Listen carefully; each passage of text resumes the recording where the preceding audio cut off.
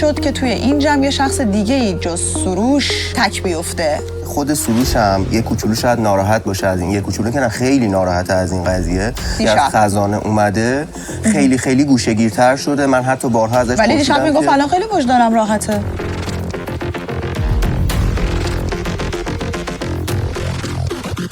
اما تو تنها موندی امشب. بله. چرا؟ انگشت تامم به نظر من کاملا درست بود. کنار یک سریا دیده نشم. خب خیلی بهتره برام.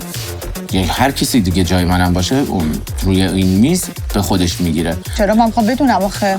نه هیچ کدوممون حالا فاسقیم. تو نمیتونی یه همچین حرفی بزنی. تا دیشب اگه بود میگفتم اومد.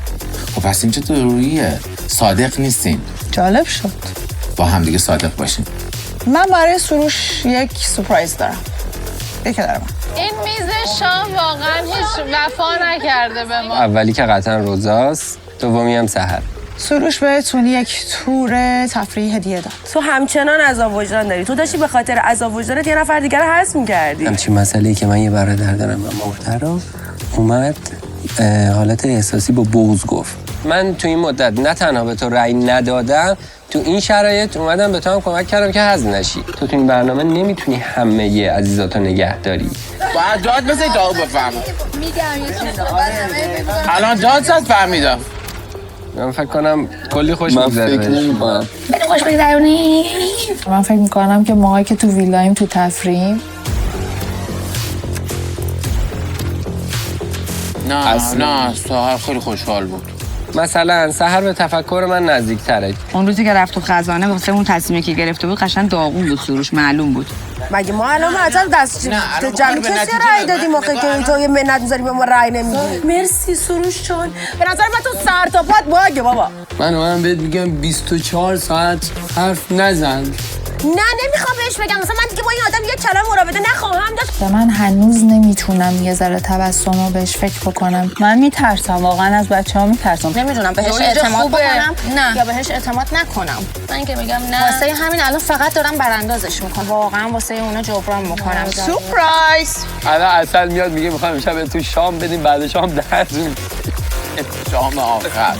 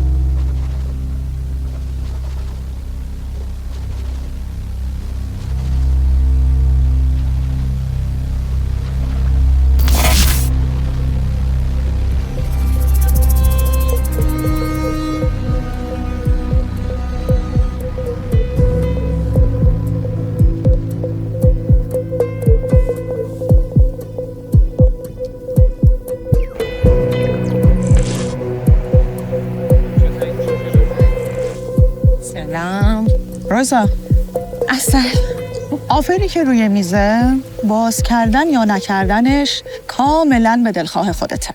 ریلکس باش. خیلی استرس دارم. یه نفس عمیق.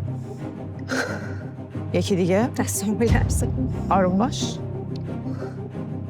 اما اگر بازش کنی هر چی توش باشه باید قبول کنی و این رو بدون که به شدت به نفع خودت خواهد بود. یعنی میتونم باز نکنم؟ میتونی بازش نکن. اگر بازش کنی باید بهش عمل کنی. به چه شرطی میتونم بازش نکنم؟ یعنی اتفاقی نمیافته؟ هیچ اتفاقی نمیافته. میتونی بازش نکنی. تصمیمتو بگو.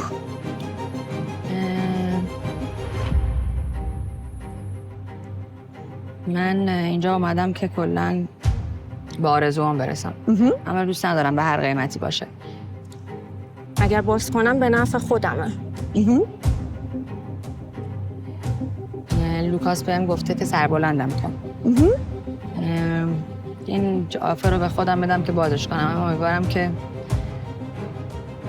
چیز بدی نباشه. نمیدونم. به نفع خودمه اگر بازش کنم. دوست ندارم واقعا جوری باشه که به ضرر کسی تمام بشه، حداقل به ضرر افرادی که دوستشون دارم. حسم میگه که باید بازش کنم، چون ممکنه که نتونم، یعنی این آفر دیگه به من داده نشه. امیدوارم که شرایط خوبی توش باشه. ولی نمیتونی قول 100% بدی. نه من هیچ قولی نمیدم. پس میخوای به حست گوش کنی؟ به حسم گوش میکنم، بیشتر به خاطر اینکه به مامانم قول دادم، دوست دارم واقعا این آرزویی که واقعا تو زندگیم دارم که واسه مامانم بتونم یه کاری بکنم و انجام بدم. هر چقدر که باشه کم باشه، ولی میخوام واسهش انجام بدم. خیلی تایمی هم ندارم، چون مامانم خیلی تنهاست و دوست دارم که شاید باعث شه که یه سری افراد ازم ناراحت شن، ولی دوست دارم مامانمو خیلی خوشحال کنم. یه نفس عمیق بکش. ریلکس. پس تصمیمت به اینه که آفر رو باز کن. بازش نمیکنم. اوکی؟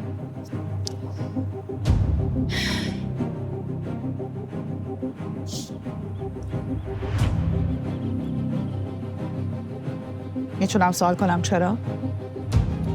به خاطر اینکه یه بار تجربه خزانه رو داشتم، احساس میکنم که حتما ممکنه 2 تا آفر این تو باشه و درسته که به نفع خودمه، ولی شاید مجبور بشم بازی که حذف کنم و نمیخوام کسی رو حذف کنم امروز. شخصاً $6,000 از خزانه دریافت خواهی کرد اگر در مراسم رأی‌گیری بعدی کسی که به او رأی داده‌ای حذف شود. اوکی. فکرتو کردی؟ آره فکرمو کردم. خدا رو شکر. همش نگران این بودم که چیزی که تو ذهنمه نسبت به دوستایی که دارم و آدمایی که بهشون اعتماد دارم نباشه.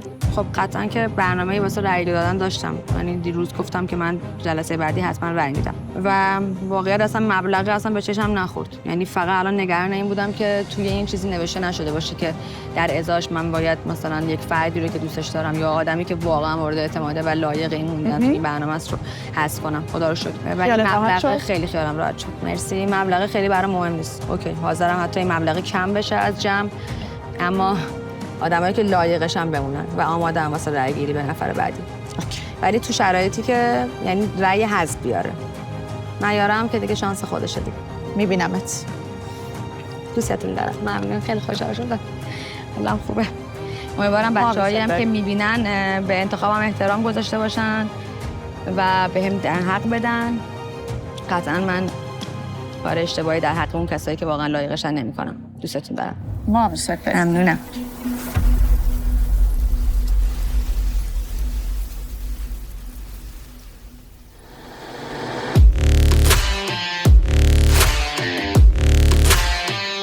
جدامون کردن. ببین اینجا هم همه گرفته. آره. قلبم داشت بوم بوم بوم. منم اصلا داشتم میمردم. استرس. فقط 10 تا همینجوری نفس عمیق کشیدم که خود قلبم آروم شه. میخوای بگی چیکار کردی؟ چیکار کردی؟ آفری که بهت دادن رو باز کردی یا نه؟ باز نکردم. چون تویی دارم بهت میگم. چون من یه بار تو خزانه بودم دوست نداشتم. حالا گفت درسته به نفع خودته. گفتم الان نمیخوام بازش کنم. من چون خب تو خزانه کارا نرفته بودم و یه احساس دلی داشتم که احساس کردم که قطعا به ضرر اون آدمایی که بهشون اعتماد دارم نیست. من باز کردم. خب چی بود؟ باز کردم. نمیدونم بهت میتونم اعتماد کنم، منم میتونم بهت اعتماد کنم. عجب بودم الان یه ساعت با هم حرف زدیم میگی نمیدونم. چه میدونم واقعا اصلا همش استرس میگیرم دیگه. مگه تو این چند روزم؟ خب اگه دوست نداری نه البته باز میکنم. گفت میگم بهت. من باز کردم. خدا رو شکرم چیزی نبود که واقعا اصلا به ضرر کسی باشه. نوشته بود که به شخص تو مثلا مبلغ رو که اصلا ولش کردم، بهش توجه هم نکردم. خدا رو شکر گزینه چیزی نبود. به شخص تو $6,000 تعلق میگیره اگر توی شب رأی گیری به کسی که رأی میدی حذف بشه. خیلی منطقی بود. یعنی امشب رأی گیریه مثلا حالا امشب یا هر شبی میخوای رأی بدی؟ یعنی تو پلانم بود که بخوام رأی بدم به هر کسی که بخوام بدم. یعنی اینجا ازت رأی نگرفتم؟ نه رأی نگرفتم. ولی خب قطعا که با یه رأی حذف نمیشه. یعنی در واقع منظورش این بود که باید یه سری افراد دیگه هم رأی بدن که اون شخص حذف بشه. یعنی واسه منم اینجوری بوده؟ قطعا فکر میکنم. من انقدر ترسیدم اصلا جرئت نکردم باز کنم. ولی اینجوری بود که اگر اون آدم حذف نشه برای تو جریمه قائم تعلق میگیره. نگفتن چه جریمه‌ای. کیو میخوای حذف کنی؟ من دارم فکر میکنم. نمیدونم چی بگم. میدونی تو نظرم چیه دیگه. حالا هنوز باید ذره فکر کنم. بین 2 نفر مونده. یه نفر رو میدونم ولی اون یکی رو نمیدونم. تو خودت چیکار میخوای بکنی؟ خب برای محسن یه فکتی داشتم. الان فکت خاصی نسبت به کسی ندارم. فکت داشته مگه باشی اینکه عکسش بهم آره 100% اگه فکتی داشته باشم حذف میکنم. ولی الان چون کسی و فکتی ندارم امشب نمیخوام کسی رو حذف کنم. نگفتنم امشب. حالا نمیدونم امشب فردا شب هر وقت. ولی تنها چیزی که خوشحال آمداش اینه که خوشحال کننده بود که مثلا احساس کردم گفتم نکنه الان مثلا باز کنم بگن باید مثلا روزا رو حذف کنی مثلا فلان چیزو بگیری یا مثلا باید مثلا مسعود و امیررضا رو حذف کنی فلان چیزو بگیری. گفتم وای خدا کنه این نباشه. دلم یه چیزی بود که احساس کردم که اوکیه بازش کن. نه من خیلی ترسیدم. تو خب آره یه بار رفته بودی خزانه دیگه شاید سختی برات بود. ولی خب به نظر منم یه چیزی اینی نیست. قبول داری؟ نه دیگه اگه اینجا کسی رو حذف نکردی که نه چیزی رو حذف چیز بدی نبود. 100%. اگه اعتماد بهم داری دیگه من اینجوری ام. آره من بهت اعتماد دارم. چون یه رأی گیری اگر کسی که من حذف میکنم نه مثلا شاید مثلا بقیه بچه‌ها به یکی دیگه رأی بدن اون مهم نیست. اونی که من حذفش میکنم اگر حذف بشه که مگه با یه دونه رأی یه نفر حذف نمیشه. خب پس یعنی با رأی تو اون طرف حذف بشه. چه من رأی بدم چه بقیه رأی بدم چه ندم. خب ممکنه همون یه نفرم به من رأی یعنی مثلا مساوی شه. اینم در نظر بگیر. خب شاید هم به تو رأی نده. آره. پس یعنی با یه دونه حذف رأیتون حذف بشه. آره. ولی اگر حذف رأی ندم کفی جریمه‌ای برام تعلق گرفته میشه ولی نگفتن چی. پس یعنی رأی ندی. مجبورم رأی بدم. ببین تو انتخاب داشتی که اونو باز کنی یا باز نکنی. وقتی باز کردی من رفتم خزانه من اینو میدونم. خب وقتی اونو باز میکنی باید یکی اون آفر رو انتخاب کنی. حالا امروز یه آفر بوده. اگه تو باز نمیکردی اتفاقی نمیافتاد. الان که باز کردی تو باید به یه نفر رأی بدی. یعنی با خزانه من تقریبا هیچ فرق خاصی نداره. منم یکی رو مجبور شدم حذف کنم. پس تو به یه نفر رأی میدی و درست اونجا انتخاب نکردی.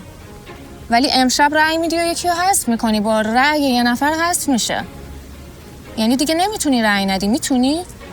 نه دیگه. به نظر من نمیشه چون 2 تا انتخاب مگر دیگه. یا باز میکنی یا رأی باز بده و نمی‌کنی. مساوی بشه. یعنی نره. تو از کجا مطمئنی که اون شخص حالا به تو میگم رأی میده؟ مگر ولی دیگه. اگه نده تو امشب یکی رو حذف کردی این بازی. اون وقت عذاب وجدانت راحته. یعنی فکت خاصی داری نسبت به کسی؟ قطعا که فکت دارم. آره که دارم اگه بخوام رأی بدم. چون من واقعا فکتی نداشتم نسبت به کسی. گفتم مثلا اونجا در مورد ساحلم بحث کردیم. گفتم خیلی منو بالا پایین میکنه. پشت دوربین یه جوره جلوی دوربین یه جوره. من الان در نظر دارمش ولی این دلیل نمیشه که من میخوام حذفش کنم. برای محسن من یه دلیلی داشتم حذفش کردم. نه فکت دارم اگه بخوام کسی رو امشب اگه کسی رأی نده سر تو رأی بدی یه نفر حذف میشه. امشب یکی از بینمون میره. اگه اینجا خزانه مخفیه یعنی امشب رأی گیری داریم دوباره. مثل دیشب نیست دوباره عشق و حال باشه اینجا. قشنگ فکراتو بکن به نظر من. همه رو قشنگ همین امروز هم برگشتیم برانداز کن. مطمئن رأی بده سحر. چون تو تصمیمتو گرفتی. نخواهد راحت باشه. پس بهتر که من باز نکردم چون دوباره مجبور میشدم منم امشب به یکی رأی بدم. نه ممکن بود آفر تو چیز دیگه می بود. خب اون آفر به نفع منه. اون یه مبلغیه که میذارم به نفع من که من یکی رو بخوام حذف کنم. مثلا همون روزی که من رفتم دیگه. من چون واقعا دلم نمیخواست به کسی رأی بدم امروز بازش نکردم. احساس میکنم فکرت درگیره. این زبونتو اینجوری بسته نمیمونه. زبونتو باز کن فکرتو بریز بیرون. اینجا هیچکی نیست. فکر باید بکنم دیگه. دارم فکر میکنم که چیکار باید بکنم. سعی کن اگه خواستی تصمیم بگیری با من مشورت کنی. فقط الان چیکار کنیم به بچه‌ها که قطعا نگی که جلوی بچه‌ها منفور بشی. سر بچه‌ها همه تو رو دوست دارن. درست تصمیمتو بگیر. الان اگه منم باز کرده بودم اونا الان قیافه منم این تو بود. خدایا شکرت جای حق نشستی. خب حالا من در اینجوری یه چیز می‌کنی. آخه من میگم اون روزی که ما رفتیم خزانه من حالم خیلی بد بود. الانم داشتم میرفتم اونجا اینجا هم همه گرفته. قلبم داشت بوم بوم میزد. من آخه اگه همچون آفریم نفس عمیق بکش آروم باش. من آخه اگه همچون آفریم در نهایت امروز نبود من قطعا می‌خواستم رأی بدم. من رأیمو می‌خواستم بدم. خب تو یعنی اگه خزانه نمیرفتیم رأی میدادی؟ امشب نه ولی یه شب دیگه رأی میدادم. فقط تایمم چیز سر میشد دیگه کوتاه‌تر شده الان. منم نمیدونیم، شاید امشب نباشه رای گیری. ولی رای میخواستم بدم قطعا. ولی من یه حسی بهم میگه 99% امشب رای گیریه. امیدوارم فقط کسی به تو رای نده. چون اگه کسی به تو رای بده این رای یا مساوی بشه نمیدونم چی کار میکنن. بازم دوباره رای گیری انجام میدن یا چه اتفاقی میفته، یا مثلا ما میفهمیم مثلا کسی رای داده نداده، مساوی شده نشده. چون اگه یه نفرم بخواد بره به تو رای بده نمیدونم تو رو میخوان حذف کنن یا اونو حذف کنن. من دوست ندارم تو اصلا اینجا بری. فقط نباید الان به بچه‌ها فعلا بگیم دیگه. به همه بچه‌ها مورد اعتماد نیستن. من هیچی نمیگم. ما امروز اومدیم یه اشغال کردیم، تمام شده رفته. خودت حواست باشه، تو دهنت همینجوری هر چی تو مغزته میریزی بیرون اونجا جلو بچه‌ها. خیلی حواستو جمع کن. غذا رو ذره ما رو کرد. خوش گذرونیه. ببینیم چی میشه. فکر کنم یه سکته خفیف اینجا رد کنیم امشب. واقعا.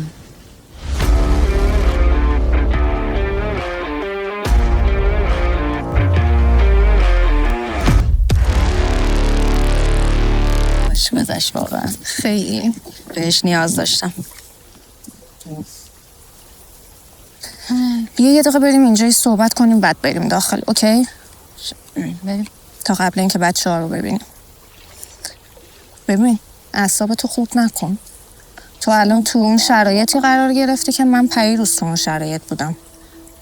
دست خودت نبوده که یه اتفاقی که تو این برنامه پیش اومده. اصلا اعصاب خودتو خورد نکن. چرا ناراحتی؟ چرا انرژیت خوابیده؟ من نمیخوام واقعا مثلا اعتماد مسعود یا بقیه بچه‌ها نسبتم خراب بشه. خراب نمیشه. اگه اونا تو رو میشناسن شب که برنامه تمام بشه میشینی واسه مسعود توضیح میدی، توجیهش میکنی. یعنی چی میگی الان چیکار کنم؟ الان به نظر من نگیم. چون اگه بگی هم بچه‌ها ناراحت میشن، همین که مثلا ممکنه یکی با تو لج باشه بخواد به تو رأی بده. تو این کارو نکن. تو الان مجبوری دیگه. مگه همه نمیگن هر کی رفت اونجا هیچکی ازش نباید ناراحت بشه؟ دقیقاً. تو هر چقدر با هر کسی مشکل داشته باشی که مگه تو الان رأی دادی که بخوای رأی بدی؟ دیگه واقعا دیدی که من به محسنم رأی ندادم. لحظه آخر آتیشی شدم ولی واقعا رأی ندادم. تموم شد و رفت. تو الان سفیدی. تو اصلا نیازی نیست بخواد خودتو ناراحت بکنی. قصه نخور، ریلکس باش، آروم باش، کار خودتو انجام بده. ما چه میدونستیم؟ ما اومدیم رفتیم اشغال، یه هوی برداشتن آوردن واسه ما خزانه جدا گذاشتن. اگه دوتایی میذاشتن اونجا مثلا آره یه تصمیم دوتایی میگرفتیم، ولی جدا گذاشتن. تو مجبور شدی اونو باز کنی و مجبوری امشب هیچی رد کنی بره. اصلا هیچی نگو، اعصاب خودتو خورد نکن. الان خیلی ریلکس و خوشحال میریم تو، رفتیم اشغال کردیم، تمام شده رفته. اوکی. به بچه‌هام شب توضیح میدم. من اون شب یه فصل تا صبح نگاه کردم، بعد دیگه رفتم تا الاخرش برای فصل 8مش که 1 سال موندم برای. خیلی خفن بود، خیلی واقعا. و الان همیشه میگم 2 تا سریال رو ای کاش هیچ وقت خوش بال اونایی که ندیدن. بیا اینجا که ببینید چه خبر بود. سلام. دلم برات پس اتفاقای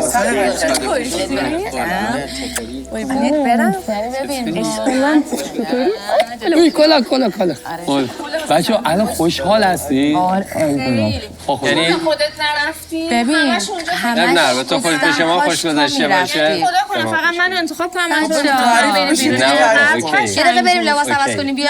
بشین یه 5 دقیقه ما خیلی تو آب رفتیم همه اینا. برو عوض بشین. الان میام. 2 دقیقه بشین میریم. خب همین که خیر بوده فقط. آره همه چی عالی. اصلا نگران چی نباشه. انقدر مطمئن باشی. غذا اومده بودم نون به غذا. یه میز آشغاله برام چیده بودم. باشه آپشن اینجوری برام بذارم ما یکی از شما رو محتوای بهتری هم تولید می‌کنه. من آوردم. هاشم رفت آب بازی انداختیمش تو آب شنا میکرد واسه خودش. هاشم اون خیس هاشم. میمون این شنا می‌کنه. انداختیمش تو آب اینا بالاخره همون کرد هاشم. آره تو آب بود و اینا واسه خودش. عشق و حال. شما چیکار کردین؟ چیزی دعوا طبق معمول سر جات خالی سر سعودی پرس دعوا زدیم. چی خوردین؟ صبحانه دعوا، نهار دعوا نشده تا الان. دعوا با کی؟ حالا برو سریال ببین. وقتی در اومد ببین. الان بهت نمیگم. نه میگه بعد. ولی خب الان یه ذره تازه الان یه آرامشی وارد بده تو. آره بذار حالتون خوب باشه. حالمون خوب باشه. ولی تو پشت چشات یه چیز دیگه داره میگه به من. اما خیلی خسته ایم. بخاطر که از سنگ نمیدونم چرا اون حس رو دارم میگیرم. پابرنه تو روی سنگ و جلبک و وسط یه جزیره گرمم بود. بعد یه خورده مثلا احساسی شدیم گریه مریه کردیم. آره مثلا صورتمون ریخته به هم. دیگه در مورد گذشته‌هام صورتتون نریخته به هم. اوکی سیفین. ولی پشت چشای سحر یه چیزی داره به من میگه نمیدونم. نه به خدا میگم ناراحت بودیم دیگه در صحبت کردم. چون گریه کردم اولین بار بود اینجوری. من اگر یک کوچولو به نظر من یک چیز منفی بودش میفهمم. نه بابا من کلی در مورد حالا گذشته و زندگیامو صحبت کردیم و گریه کردم و یه ذره واقعیت اینجوری بود. اوکی. کجا بودی تو؟ ولی ببین اصلا جاتون خالی. آره باید میومدید. خدا ولی گفتن که همشافرای داریم که دو نفر دیگه برن. من میخوام دستشویی تو هم میمونم. بریم نه بریم منم میام الان همینجا الان بمونه هاشم بمونه الان میام. خب فکر کنم خبر بدی نیست. نه ان شاءالله. من فکر میکنم چرا فکر می‌کردین خبر بدیه؟ من فکر نه بر این همه راستگویی در عوامل عالی بود واقعا.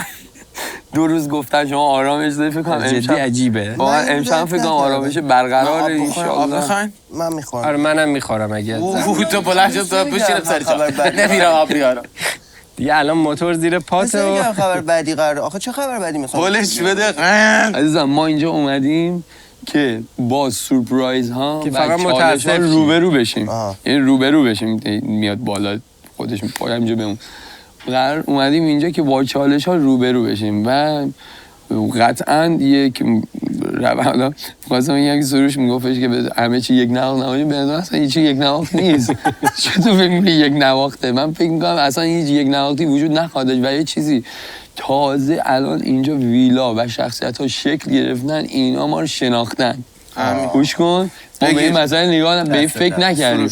تازه ما قراره از فردا یا شاید هم امروز چالشایی که برامون آماده کردن رو کنن. اینا تازه 5-6 روز وقت گذاشتن که ببینم ما هر کدوم کیم، یعنی هر کدوم در چه وضعیتی قرار داریم.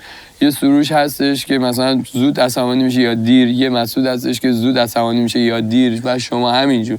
هر شخصیتی رو در مورد ما حدس بزنن. دیگه نقطه ضعف و اینامون رو پیدا کنن. من خیلی منتظرتون هستم. نفوس بد نزنیم. از هاشم بپرسیم. هاشم دایی چی دیدی؟ واسه ببین چیه خیلی باهات حرف نمیزنی میخوای باید بپرسم. نه والا. خیسه. شاشیده هموم رفته دیگه. آقا رفته تو آب بچم. بعد 5 سال هموم رفته دیگه. حمام کرده. گفت رفت تو آب شنایی کرد به هر حال. البته ما انتظار داشتیم تمیزتر بشه ولی خب کثیف‌تر. دایی دیگه دایی اونجا چی دیدی؟ میگه که مامان گفته حرف نزنم. بگو. میمونه صداش چجوری میشه؟ یه بار دیگه در بیاد صدای میمونه. خداییش امیر در بیاد. نه گرگ بود. تو تا حالا مگه تو تلویزیون ندیدی میمون صداش چجوریه؟ چجوریه؟ در بیاد. خب نه تو در بیاد. نه اولی که در آوردی میخوام ببینم.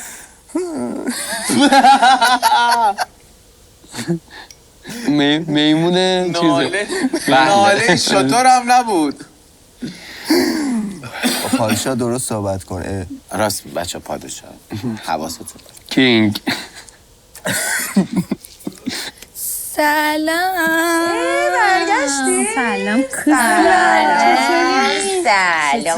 انگل من جاتون خالی. دو تا اوشتانه 1 2 3 چه خبرانی هستم دلمون تنگ شده بود. خبر شماست؟ خوش گذشت. گفتم خیلی خوش بگذرونید. خیلی رفتیم یه جایی. میگی بگو انقدر خوشگل بود. فقط گفتیم که واقعا کاش خود سروش اول مثلا میومد. حیف شد از اول ورودیش گرفتیم دیگه. تو خود داستان که بودیم دیگه نمیشد دیگه ازمون گرفتن. یه میز خوشگل درست کرده بودن، غذا و مزه و 2 تا سبد گذاشته بودن، نون پر قاز. از سبد حسیریا قازا اومدن لب. آره قازا که اینجوری چیز میکنن نون میخورن و اینا. نزدیک بود به اینجا یا نه؟ نیم ساعت راه بود دیگه. هی نون مینداختیم قازا اومدن میخوردن. دعوا میکردن سر نونا. ببین اصلا نمیدونی. یه مارشا هم اونجا قازا داشتم واسه خودش. درباره قایق سر نونا دعوا میکردن.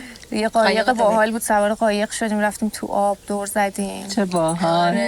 دیگه غیبت کردیم کلی، صحبت کردیم. راجع به چی صحبت کردیم؟ همه چی دیگه. بگین یه کمشو بگین. داستانا و همه چیز دیگه. بعدم برید خودتون ببینید. راجع به ما همه چی آره. در مورد همه. بگین.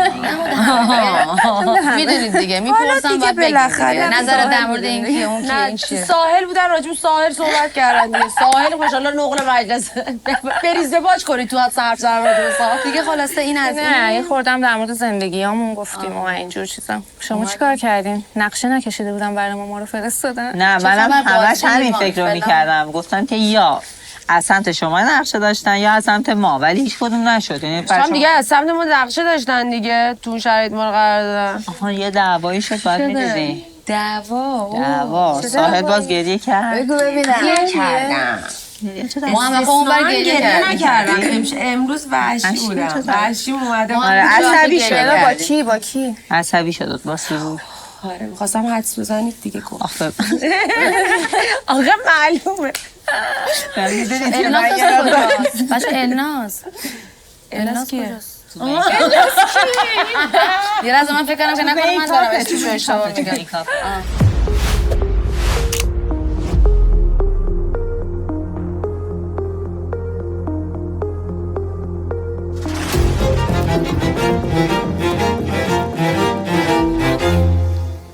سلام، صبح بخیر. سلام.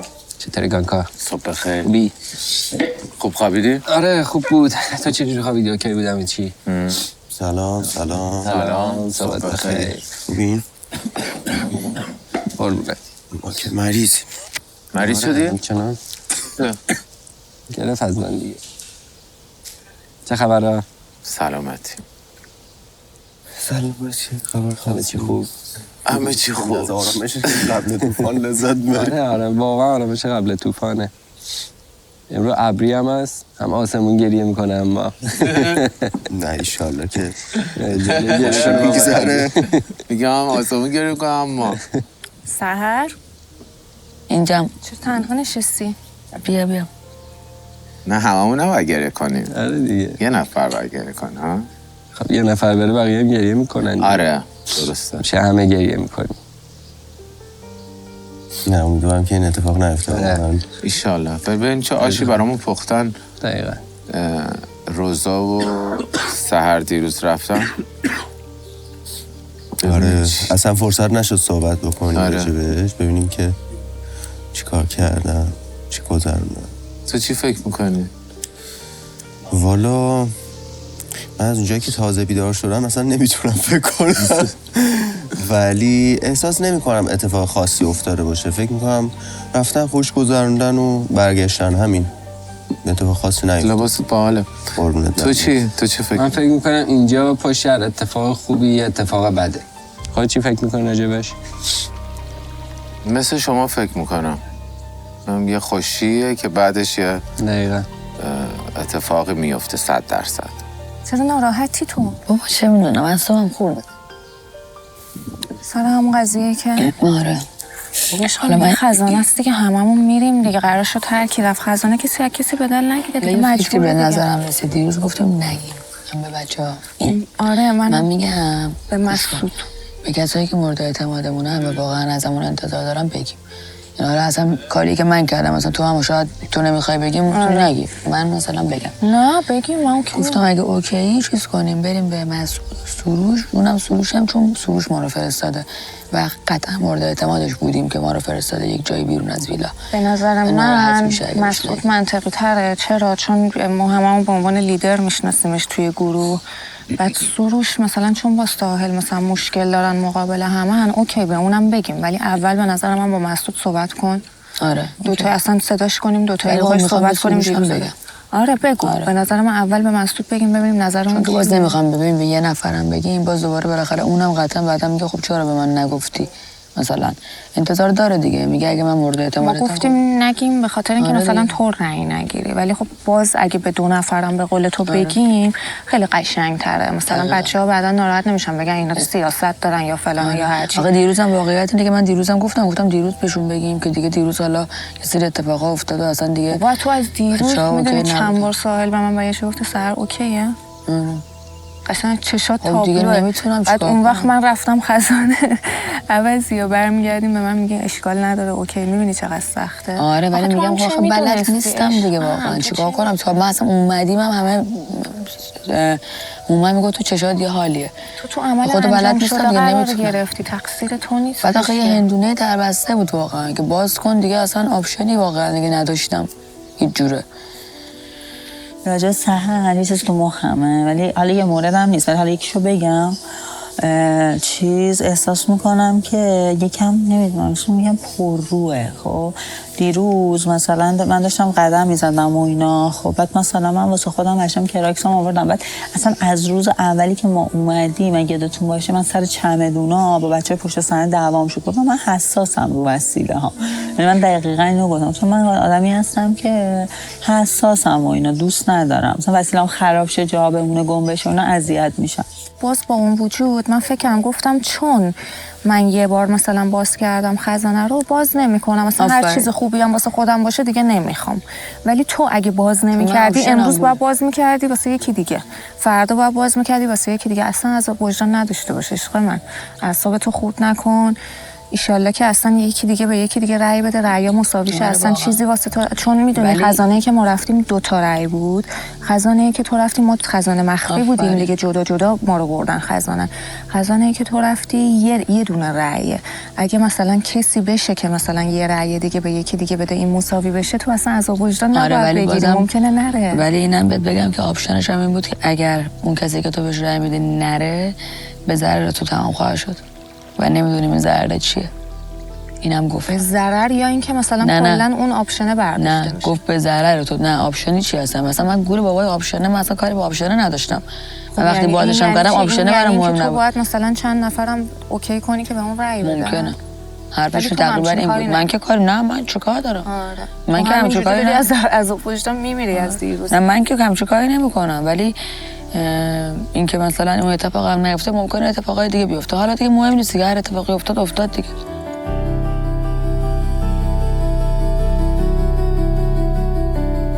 بعد اون اخلاق دیگه حالا بعد اصلا بریم اصلا مهم نیستش. یه وقتی هستش تو بهش احتیاج داری تو بهش احتیاج داری من به چیزی احتیاج ما داریم کلا وسیله همون استفاده می‌کنیم. من امروز هایلایتر تو رو زدم نمیدونم و توی روزا اصلا اینجور چیزا اصلا واقعا مسئله نداره. دقیقاً.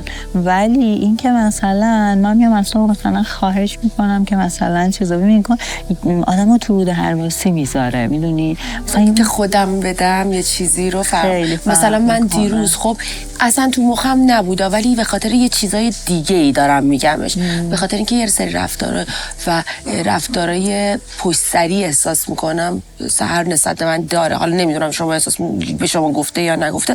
من احساسم اینه که یه همچین رفتاری پشت سر من داره و مثلا من نسبت بهش فقط کار نداشتم ولی وقتی که اونو میبینم این اذیتم میکنه. مثلا دیروز که کراکس تو رو گرفت و بعد مثلا آورد پس داد. من نمیدونم چی شد که پس فرستاد. فکر کنم متوجه شد نمیدونم اصلا یهو مثلا میاد میگه که دیروز که می‌خواستن برن چی؟ آره مثلا یهو میاد اینجوری میکنه میگه که این کارو بکن مثلا این کارو میکنی بعد هم مثلا درخواستای این مدلی بعد مثلا احساس میکنم انتظار با توقعی دقیقاً که تو به هیچ توقعی که اگه نبگی ناراحت میشه. انگار مثلا انگار ازت مثلا انگار میخواد. خب همینو میخوام بهت بگم دیگه. مثلا کراکس بسته حرف کراکس تو رو که پس فرستاد حتی خودش نیومد. مثلا من که واسه واقعا صندل واسه من مهم نیست ولی مثلا نمیتونست بگه که یه مسیج به من تو شماره منو داری ساحل مثلا صندل تو میشه بفرستی یکی رو فرستاد ساحل صندل تو بفرست واسه چیز.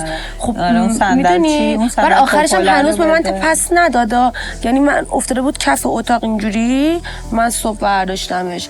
یعنی من میگم که من ازش ناراحت حتی نمیشم ولی وقتی میبینم یه سری چیزای پشت سری نسبت بهم داره فقط میگیرم احساس میکنم که داره سعی میکنه که حالا نمیدونم نسبت من احساس خطر میکنه یا نه داره سعی میکنه پشت من بزنه منو سیاه کنه واسه همین ناراحت میشم. میگم تو اگه اینقدر نسبت به من گارد داری پس چرا اینجوری با من؟ حالا ببینیم مسعود کجاست. به مسعود بهش بگیم بیاد پیشمون. آره صداش کنیم بگیم بیاد حرف بزنیم. با کسی حرف نمیزنه. به نظر من بهترین گزینه اینه که اونو صدا کنیم. نه هیچی آره من مسعود برام خیلی مهمه اصلا واقعیت. الان از دیشب همش دارم نگاش میکنم. حساب باز کرده. دیشب اصلا اونجوری حرفامو میزد من شما رو دوست دارم فلان، اصلا دارم دیوونه میشم. اصلا 1% دوست ندارم مسعود ذره از من خورده به دل بگیره. نمیگیره، مطمئن باش درک میکنه نمیگیره. واقعا برام خیلی مهمه و دوستش دارم. ولی آفرین این که فکر کردی بگی به نظر من خیلی قشنگه. اصلا ولش کن. همین اینجا من قبول دارم خودم، من یه ضعفی دارم. از خیلی از دوستام تا حالا اینو بهم گفتن، میگن که آقا تو باید نه بگی نه دیگه. خب من الان مثلا اینجا هم همین جوریه، توی یه سری شرایط قرار میگیرم و نمیدونم حالا مثلا دیدین یهو مثلا نگفتم برات خیلی توی انتخابا باشه، توی چیزی باشه، یکی بهم یه چیزی میگه، من همینطوری میمونم، نمیتونم به طرف بگم نه.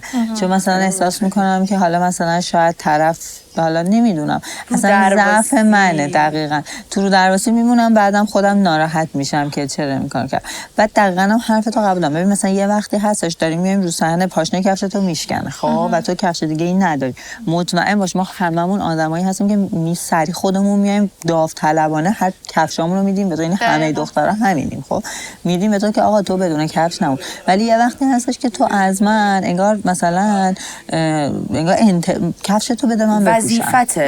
انگار اینکه مثلا من نمیتونم نبگم. دقیقاً این مدل گفتن و آدمی که داره بهت میگه و اینکه اصلا ببینی که مثلا چقدر اون دختر مرتبه، حتی که مثلا میتونی اعتماد کنی مثلا بهش بدی. آره دقیقاً. مثلا من صبح یه دونه صندل مشکی نمیدونم مال کدومتون بود پایین تخت من بود، من اینو صاف گذاشتم بغل. همون دیگه میگم به من پس داده نشد، پرتاب شده بود.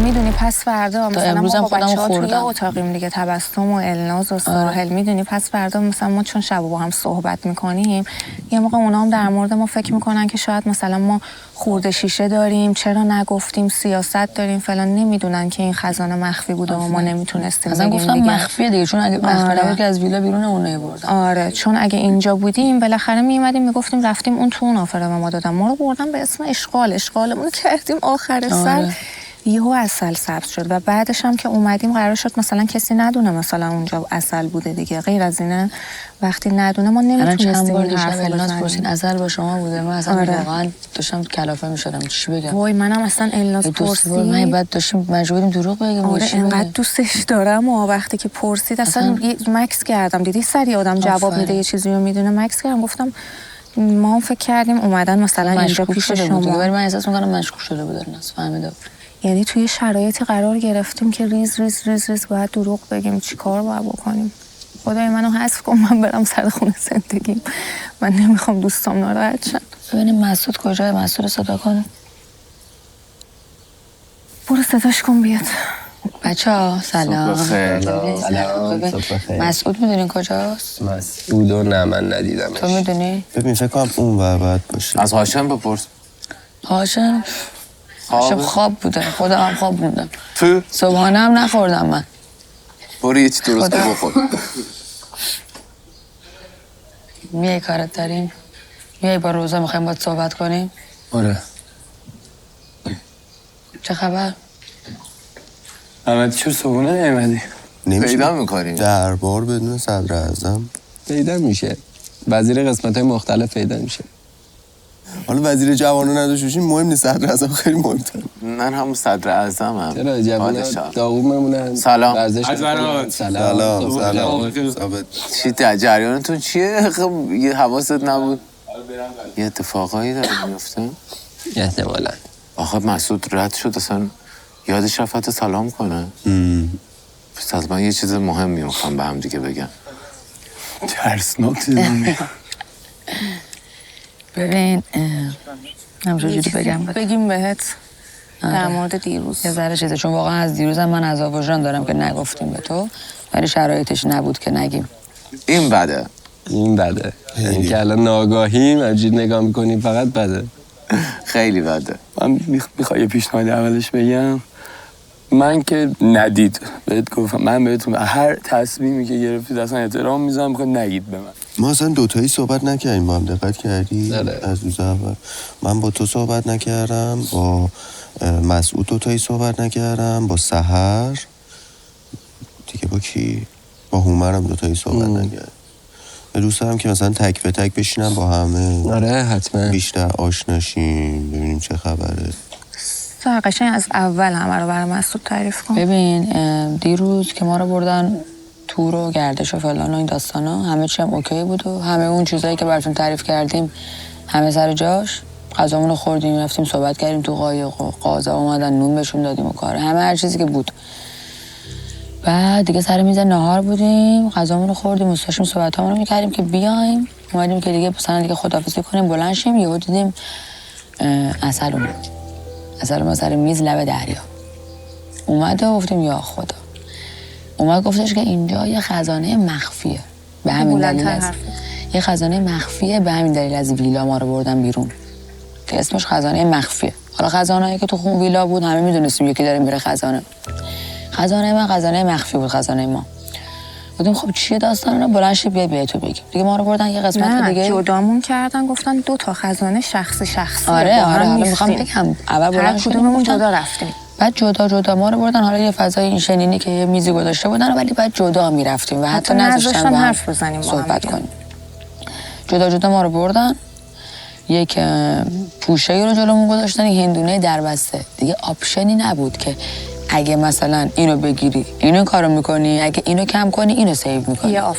یه آفر بیشتر نبود که بعد بازش میکردیم یا بازش نمیکردیم. روزا بازش نکرد به این دلیل که حالا بگو خودت از دست من بازش نکردم. به من برگشت گفتش که مطمئن باش واسط خوبه بازش کن. گفتم که اگه قول میدی کسی حذف نمیشه بازش میکنم. گفت من قولی نمیدم بهت ولی مطمئن باش خوبه واسط. یه خورده تپش قلب گرفته بودم، یه خورده فکر کردم و گفتم اصلا نمیخوام هیچ خوبی واسه من باشه، بازش نمیکنم. خب و باید یکیمون بالاخره باز میکرد. چون در نهایت اگه کسی باز نمیکرد پلن بعدی این بود که بیان اینجا این کارو بکنن یا یک آفر دیگه و یک کار دیگه رو انجام بدن. من بازش کردم و توش نوشته بود که $6,000 اضافه میشه. $6,000 اضافه میشه یا گرفته میشه؟ اضافه میشه. $6,000 اضافه میشه در صورتی که در رأی گیری بعدی، اصلا رأی نگرفتن از منو، در رأی گیری بعدی کسی که تو بهش رأی میدی باید حذف بشه. و همینجور موندم و اینا. گفت متوجه شدی؟ گفتم که آره دیگه. و گفت که خب نه دوباره بخونش. دوباره خوندمش. گفت کسی که تو رأی میدی باید حذف بشه. یعنی با یه رأی این مثلا ممکنه یکی به این رأی بده، گفتم که یعنی اگه حذف نشه به ضرر این. گفتم یعنی باید یکی 2 نفرم راضی کنه که رأی بده. حالا که من اصلا این کارو نمیکنم، اصلا مهمم نیست، هر اتفاقی بیفته خودم بیشتر از این آدم بده نمیخوام بکنم. بعد گفتم یعنی چی؟ یعنی اگه حذف نشه مشکلی داره و اگه حذف نشه برای تو عواقبی داره. گفتم چه عواقبی؟ گفت دیگه عواقبش رو دیگه حالا بعداً میبینی.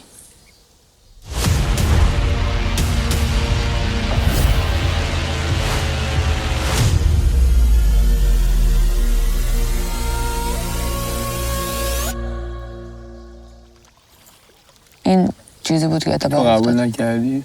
نمیتونستم قبول نکنم. باز کردی باید اتفاق میافتاد. نمیدونم الان تو من باید به یه نفر رأی بدم. این الان مجبوره به یه نفر رأی بده. من باید به یک نفر. گفتم نمیشه به کسی رأی ندم. گفت نه باید به یکی رأی بدم. به اون کسی هم که بهش رأی میدم حتما باید بره بیرون. اگه نره برای من عواقب داره. حالا مهم نیست هر عواقبی داشته باشه دیگه. واقعا ولش کن. نمیخوام بهش فکر کنم که چه عواقبی داره. از دیروز عذاب وجدان داره که میگه من به یکی مجبورم باید رأی بدم. میگم خب تو خزانه اونجا مجبور شدی بازش کنی دیگه. ما با همه گفتیم که هر کی رفت خزانه کسی ناراحت نشه. چه ناراحت؟ و حالا واقعا ببخشید من اصلا دوست نداشتم. الان دیروزم که اومدیم اصلا تو چشات نمیتونستم نگاه کنم. تو مگه داخلش من پشت ویترین دیدی همون دیگه. اگه حتما به روزا میگم کاش اصلا ناراحت بشی. منم اگه پاکتو برمی‌داشتم این اتفاق میافتاد. روزا میگم کاش حداقل همون آپشنا رو میذاشتن. حتی نذاشتم ما با هم هماهنگ کنیم، با هم ببندیم که هیچ کدوممون هر شرایطی شده باز نکنیم. میگم تو هم اگه پاکت رو برمی‌داشتی یه همچین چیزی بود واسه من. یه چیزایی که ما قابل پیش بینیه که با هم صحبت می‌کنیم میتونیم بریم. ولی من بارها هم اعلام کردم وقتی که اینا ما رو برمی‌دارن میبرن توی چالشی و از پیش یعنی تعیین شده نیستش، نمیدونیم چی میخوام بگم، مجبوری دارن انتخاب اشکالی نداره. تو مجبوری بهت. خب ببین منم حرفم همینه.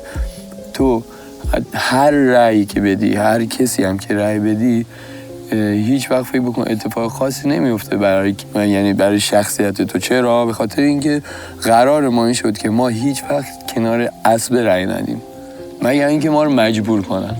حالا دیگه اون که میخواد کی رأی بده یا نده بستگی داره به همون نظر شخص خودت. امکان داره من باشم فردا الناز باشه یه همچین گیری بکنه، بسته بهم یا دوباره نمیدونم بچه واقعا قرارمون بود که پیش اون اسب رأی ندیم اصلا بهش فکر و قضیه بعد اینه که اینا الان به من گفتن که تو باید یه کاری بکنی که بقیه کسای دیگه هم به اون کسی که تو میخوای رأی بدی رأی بدن، که حالا من این کارو نمیکنم دیگه. کمترین کاری که میتونم بکنم، یعنی بیشترین کاری که میتونم بکنم اینه که این کارو نکنم. اگه واقعا ضرری واسه خودت داره دیگه ضرر رو میپذیرم دیگه. یا اون آدم میره بیرون یا نمیره بیرون، عواقبش برای منه. عواقبش هیچ وقت حذف تو نمیتونه باشه. نمیدونم عواقبش چیه. این قضیه این که مثلا تو گفتی مثلا ناراحت شدی از دیروز و خیلی خوب کاری کردی گفتی الان، به خاطر اینکه باید گفته بشه، چون قطعا یه روزی توی این ویلا دوباره صداش در میاد. برای همین خیلی بیانش به نظر من درست بود و خوب گفتی. و حتی اگر با خودش هم چیز بودی به نظر من میتونی با خودش هم صحبت کنی حتی. آره کلا ببین ما اینجا الان به قول تو چند نفریم، دلیلی نداره که مثلا هممون با هم حال کنیم.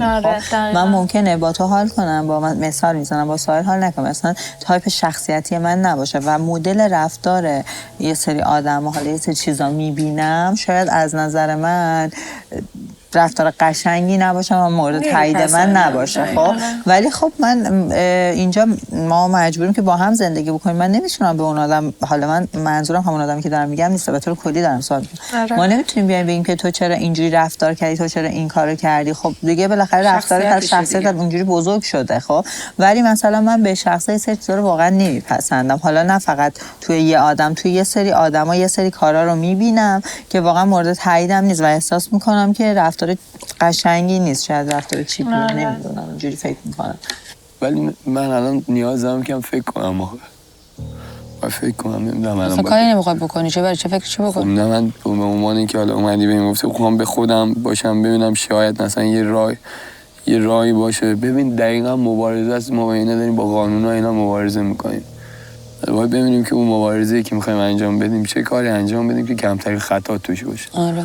اصلا این اسم مخفی کی روش گذاشت؟ اونا آره دیگه تو چه شما رو نبود. خب چون چه شما رو برن تو این اتاق اون دو تا پاکت رو بهتون بدم میگم بعد اینجا جلو بقیه میگفتیم انتخاب می‌کردیم خزانه و بچه‌ها میگفتن تو خزانه، ما میدونستیم 2 نفر تو خزانه. می‌خوای بریم پیش بچه‌ها ببینیم چیکار می‌کنن.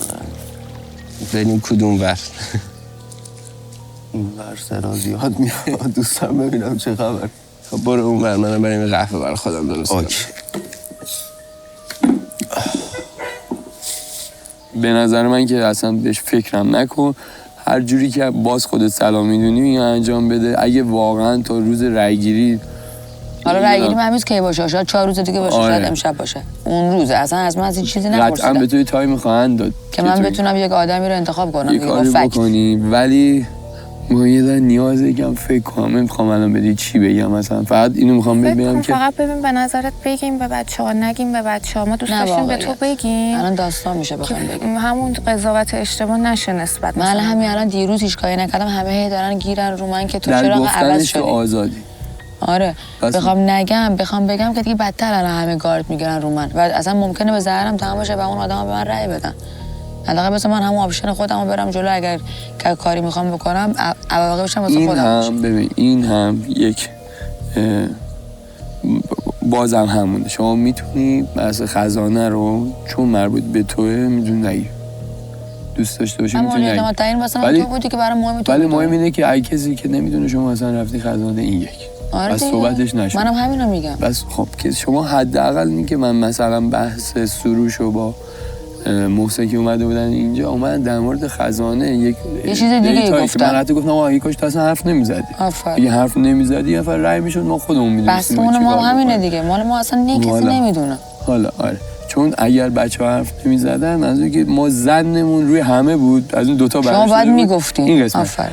ما الان نه کسی رو کسی زنی داره نه چیزی. الان عزیزم اصلا بهش عموما ناراحت نباش از اینکه انتخاب کردی. به نظر من اصلا اگه از من داری میپرسی بعدم یکم فکر کنم خودم فکر کنم اولا که تصمیم آخرش با خودته. دستم گذاشتن رو 2 نفری که حالا همه رو که من خیلی دوست دارم، 2 تا برای من چون با هم دیگه خیلی بیشتر در ارتباطیم و اصلا گیر کارم الان رو سره.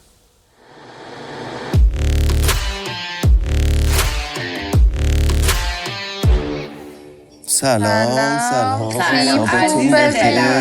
جالب صدامون جیم میشه. یعنی کویران همیشه من باید مخالف باشم.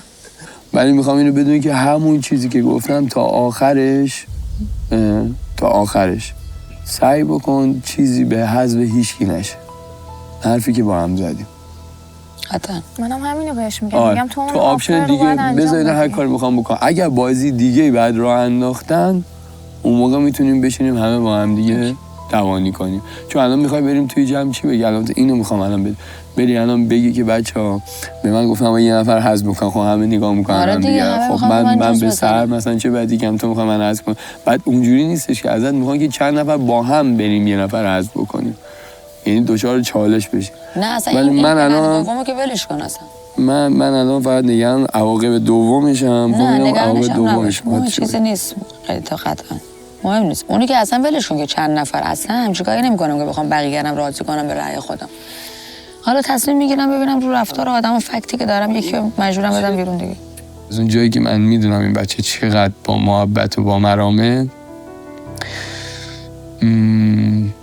الان مجبوره که انتخابی بکنه و میدونم که انتخابش هم به حزب نیست. من داشتم میگفتم که آره من نمیخوام دفاع بکنم و دقیقاً میگم سروش داشت اشتباه میکرد و من سر میز موندم که باهاش حرف بزنم و امیدوارم حداقل بیاد باهات حرف بزنه. خب نه اصلا که ندیدم همچین چیزی. خب همون اصلا شاید اگه حرفم بزنن یه جایی بیاد ناراحت تر میشم، چون این اصلا این آدم تصمیم نداره که با من چیز بشه. انگار مثلا منم دیگه بیشتر از این دلم نمیخواد خودمو درگیره چیز کردم که خودمو هی بخوام به طرف ثابت کنم.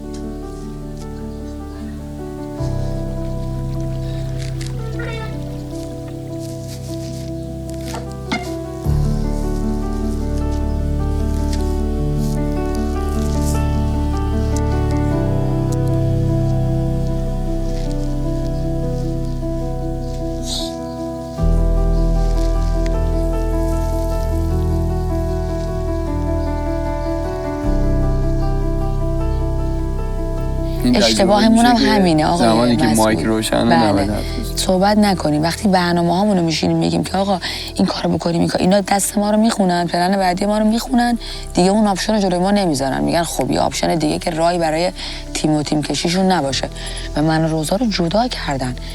ازش پرسیدم که خب حالا نمیخوای یه صحبتی باهاش بکنی؟ چون دیروز شنیدم که سر میز برگشت گفتش که یعنی داشت با خودت مستقیم صحبت میکرد که تو عصبانی شدی پا شدی. همون لحظه گفت حالا اگر خودت هم موافق باشی بریم راجبش دوتایی صحبت بکنیم که تو خب خیلی عصبی تر از این خیلی عصبی بودی. آره حقم داری.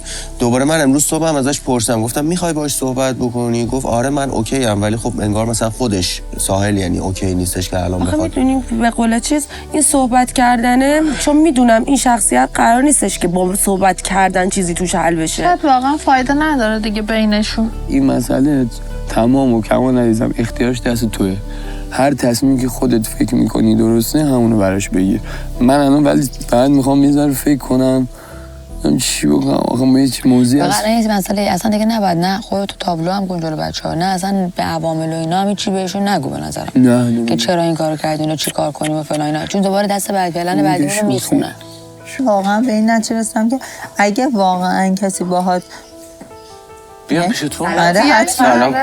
چرا نه؟ چه خوشتیپ شدی؟ قربونت. خیلی بالاتر از راحت. گرمتر از این بود، حداقل آستینش بلند بود. نه اون از حمام اومده بودم سردم. من داشتم من به این نتیجه رسیدم که اگه کسی ببین اون روزی که مثلا محسن هست شد همه اومدن گفتن که آقا این آدم بی‌ادب، زن ستیزه یا حالا هر مثلا فکتی که تو ذهنتون بود به این دلیل رأی دادم بهش. درسته؟ همتون تایید میکنین. خب الان این من اینجوری فکر میکنم اگر واقعا کسی با من کاری شاید بکنه که من توی موقعیت قرار بگیرم که بهم بی احترامی مستقیم بشه یا مخاطب قرار بگیرم یا خیلی حالمو بد بکنه شاید رأی بدم. من نمیتونم 100 بیان بگم که من به هیچ کی رأی نمیدم. این به نظر من صادقانه نیستش واقعا. من اگه مثلا کسی بیاد بگه من در تحت هیچ شرایطی رأی نمیدم، من فکر می‌کنم این حرف صادقانه نیستش. ممکنه فردا طرف باهات یه کاری بکنه توی موقعیت قرار بگیری واقعا نخوای دیگه کنار اون آدمه باشی. من میگم حقیقتا دلم نمیخواد کنار این آدم باشم و واقعا دیروز که تو اون لحظه که 100 گفتم اگه همین الان میرفتم رای میدادم گفتم بره بیرون، ولی الان دارم با خودم کنار میام که میگم نسبت به من این اتفاق افتاده. شاید حالا مثلا آدم بدی که نیست، من مشکل داره. آدم بدی نیست. هیچ کدوممون آدم هنوز میگم 100 نیستم. یعنی میگم 100% اوه نه من اصلا نه مثلا راجع به تو صحبت نکردم. آره ولی من الان چون اتفاق داغه دارم میگم. به قول تبسم اینجا هیچ کدوممون واقعا آدم بدی نیستیم. فقط شخصیت‌های متفاوتی داریم که تو این برنامه ایجاب میشه که بتونیم یعنی مجبور میشیم که یه جاهایی همو قضاوت کنیم، در مورد هم فکر بکنیم و نظر بدیم و این کاملا طبیعیه و من با نظر تبسم موافقم. من نمیخوام به کسی بگم چه کار کنه چه کار نکنه، اصلا دوست ندارم این کار بکنم. من اصلا در مورد خودم هم نمیتونم تصمیم 100% بگم بیام به کسی پیشنهاد چیز بدم. منم اگر با کسی به مشکل بخورم و مشکلم حل نشدنی باشه و ببینم ادامه دار خواهد بود آره چرا رأی ندم. اصلا هم سوال نکنید میخوایم چیکار کنیم، حذفی داریم نداریم، هر چی بیشتر استرس نشون میدیم احساس میکنم بیشتر دارن سخت‌ترش میکنم واسم. خب سخت‌تر میشه دیگه. ببین من اصلا نمیتونم باور کنم الان فردا یه نفری که هر کدوم از این بچه‌ها نباشن.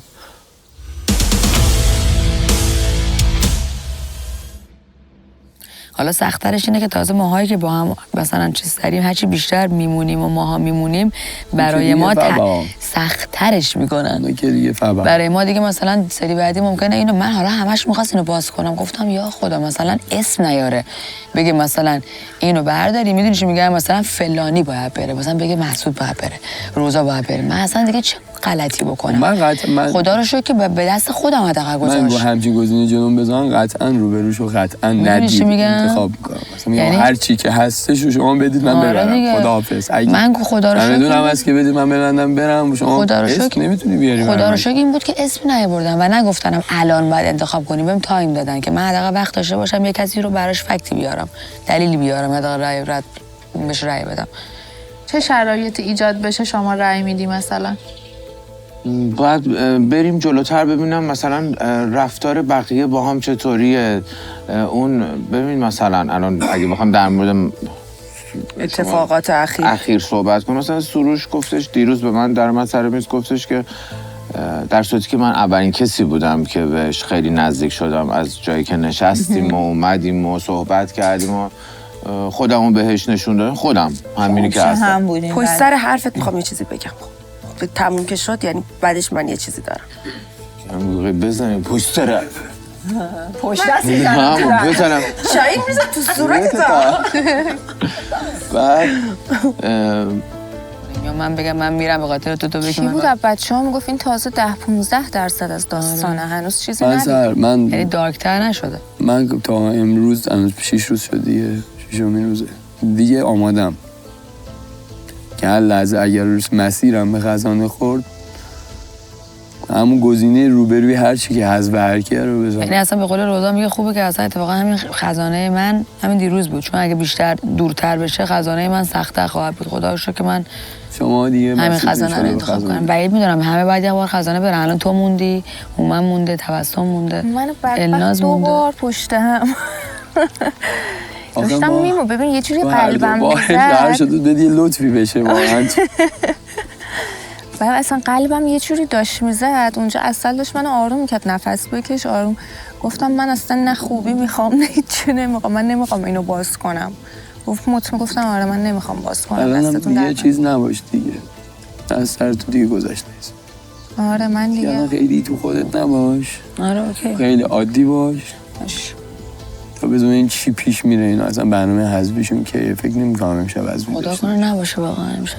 خیلی شخصیت جالب و عجیبی داری بگید دیگه اصلا مرموزه. نه اصلا چیده است. نمیتونی بفهمی که چی هست توی ذهنش توی اصلا و در عین حال هم شخصیت مرموزه هم جذابه هم من ارتباط خیلی خوبی باهاش گرفتم در حالی که داری صحبت میکنی آدم نمیتونه بفهمه داری راست میگی یا دروغ خب خیلی جالبه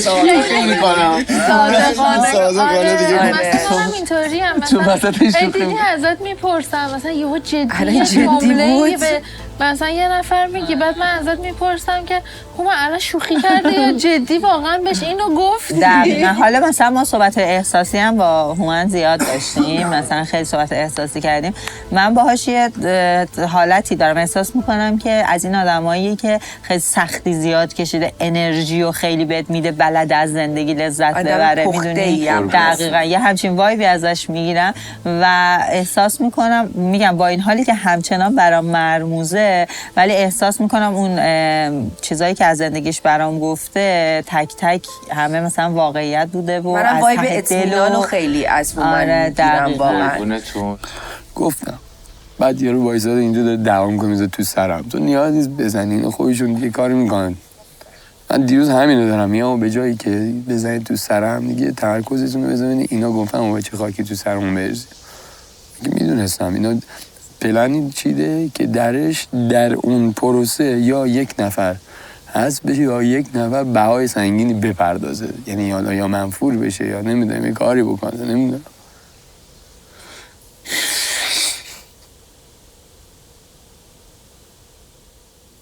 دو تا قسمت مغزم داره میترکه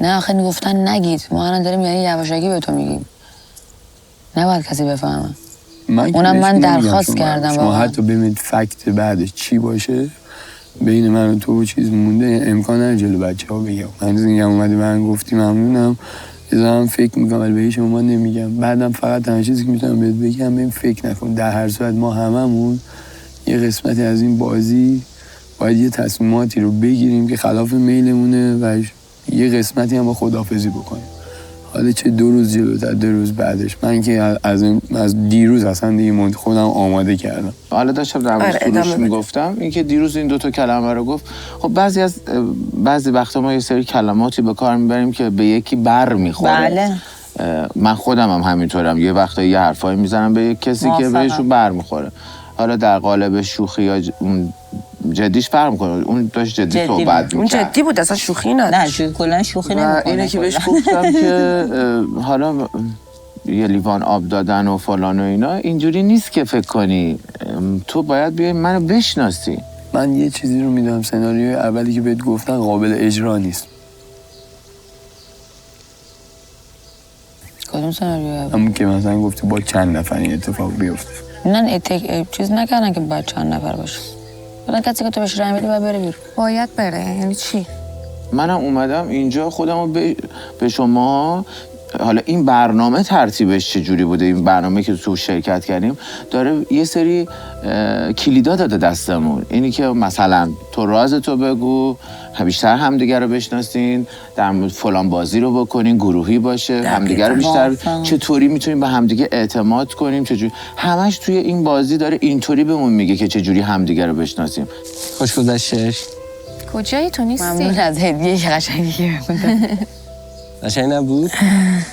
چرا قشنگ بود واقعا خیلی خوب چرا با یه چیزی میگی؟ نه خوب بود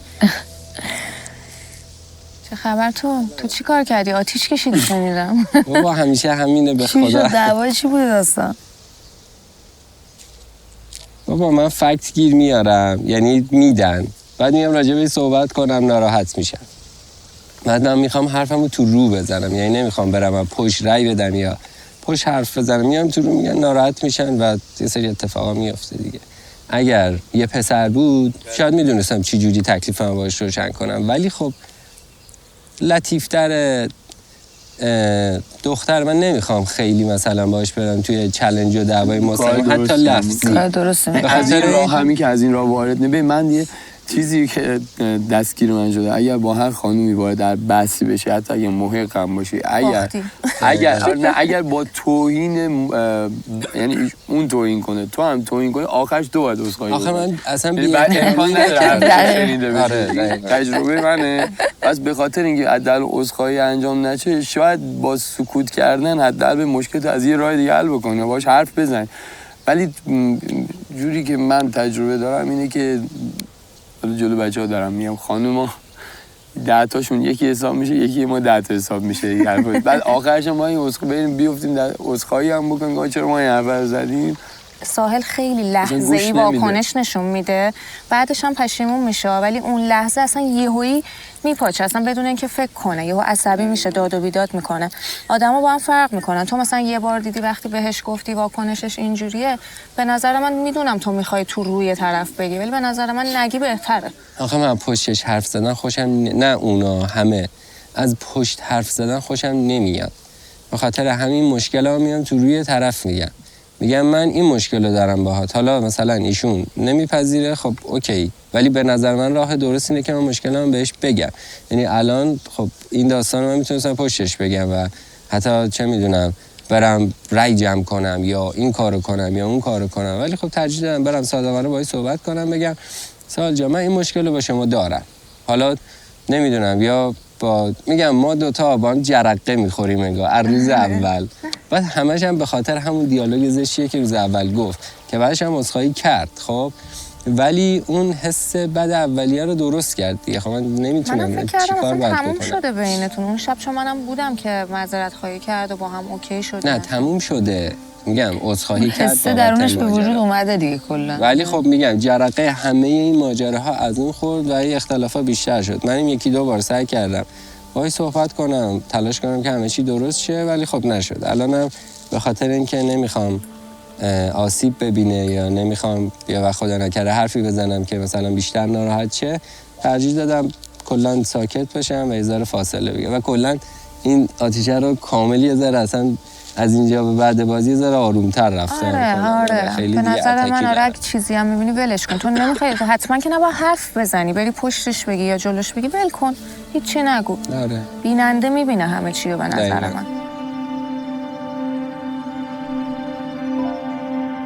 نه اینکه بیایم مثلا حالا ایشون روز اول یه حرفی زد تو هم 10 بارم معذرت خواهی کرد تو دوربینم معذرت خواهی کرد من آدم واقعی حرف میزنم یعنی این نیست که بگم الان تو روتون دارم اینطوری میگم نه تو رو خودشم میگم تو رو شما هم میگم منم تو رو دیدی گفت میگم این بنده خدا 10 بار معذرت خواهی کرد ولی گفت عمده اون آدما این مدلی هم.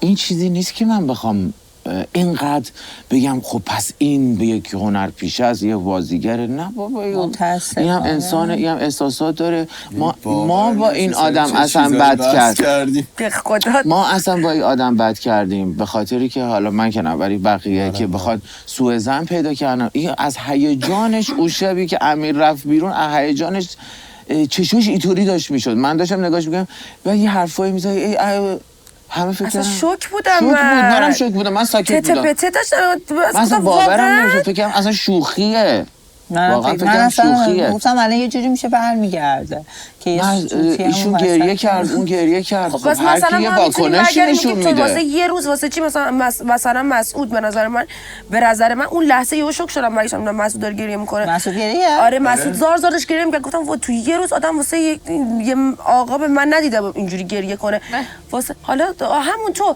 من میتونستم اینو فکت کنم بگم اینا واسه رفتن یه نفر تو یه روز اینجوری گریه میکنه از اینا بازیگرن نمیشد من اینو اصلا کاری نداشت که با هم صحبت خیلی راحته ولی من اصلا کسی قضاوت نمیکنم خودم مونده بودم روز اول بعد مثلا خودم مثلا اینجوری بودم که بابا آدما چجوری میرن اونجا گریه میکنن من فیلمه مثلا اینطوریه بعد مثلا خودم موندم روز اول لامصب یه 2 روز یه 3 روز من اینقدر تو این برنامه گریه کردم پلکام برام کرد نمیدونستم چجوری این چشو درست کنم چرا گریه میکنید من اصلا آدم دارم میخندم ولی همون روز اول انگار یه حجمی از احساسات یعنی ما آخر روز اول خیلی حرفای قشنگی زدیم و حرف باورمون یه چیز دیگه بودش که بازی رو یه جور دیگه پیش ببریم، ولی بازی به ما اجازه رو نداد که پیش ببریم و اون شوکه از نظر احساسی و حتی شاید بی‌عدالتی، چون روز اول تو چه دلیلی داری که یه نفر رو بیرون کنی؟ خب بی‌عدالتی بود دیگه. دقیقا. اون بی‌عدالتیه به من فشار آورد و ناخودآگاه اشکام اینجوری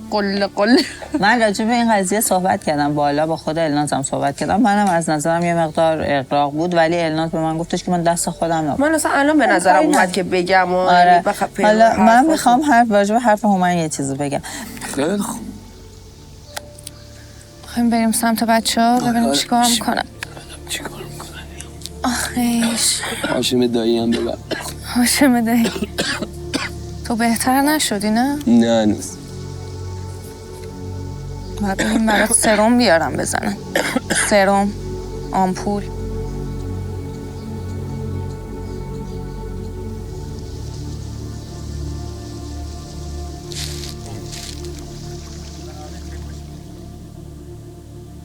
میخوری قهوه چای چیزی؟ نه یه خوش خوردم. من خیلی نمیتونم تکون بخوام، خیلی باشم هی همه جوش. چه خبر؟ چه خبر؟ اومدی سکوت کرده. چرا؟ میخواستیم تو نفت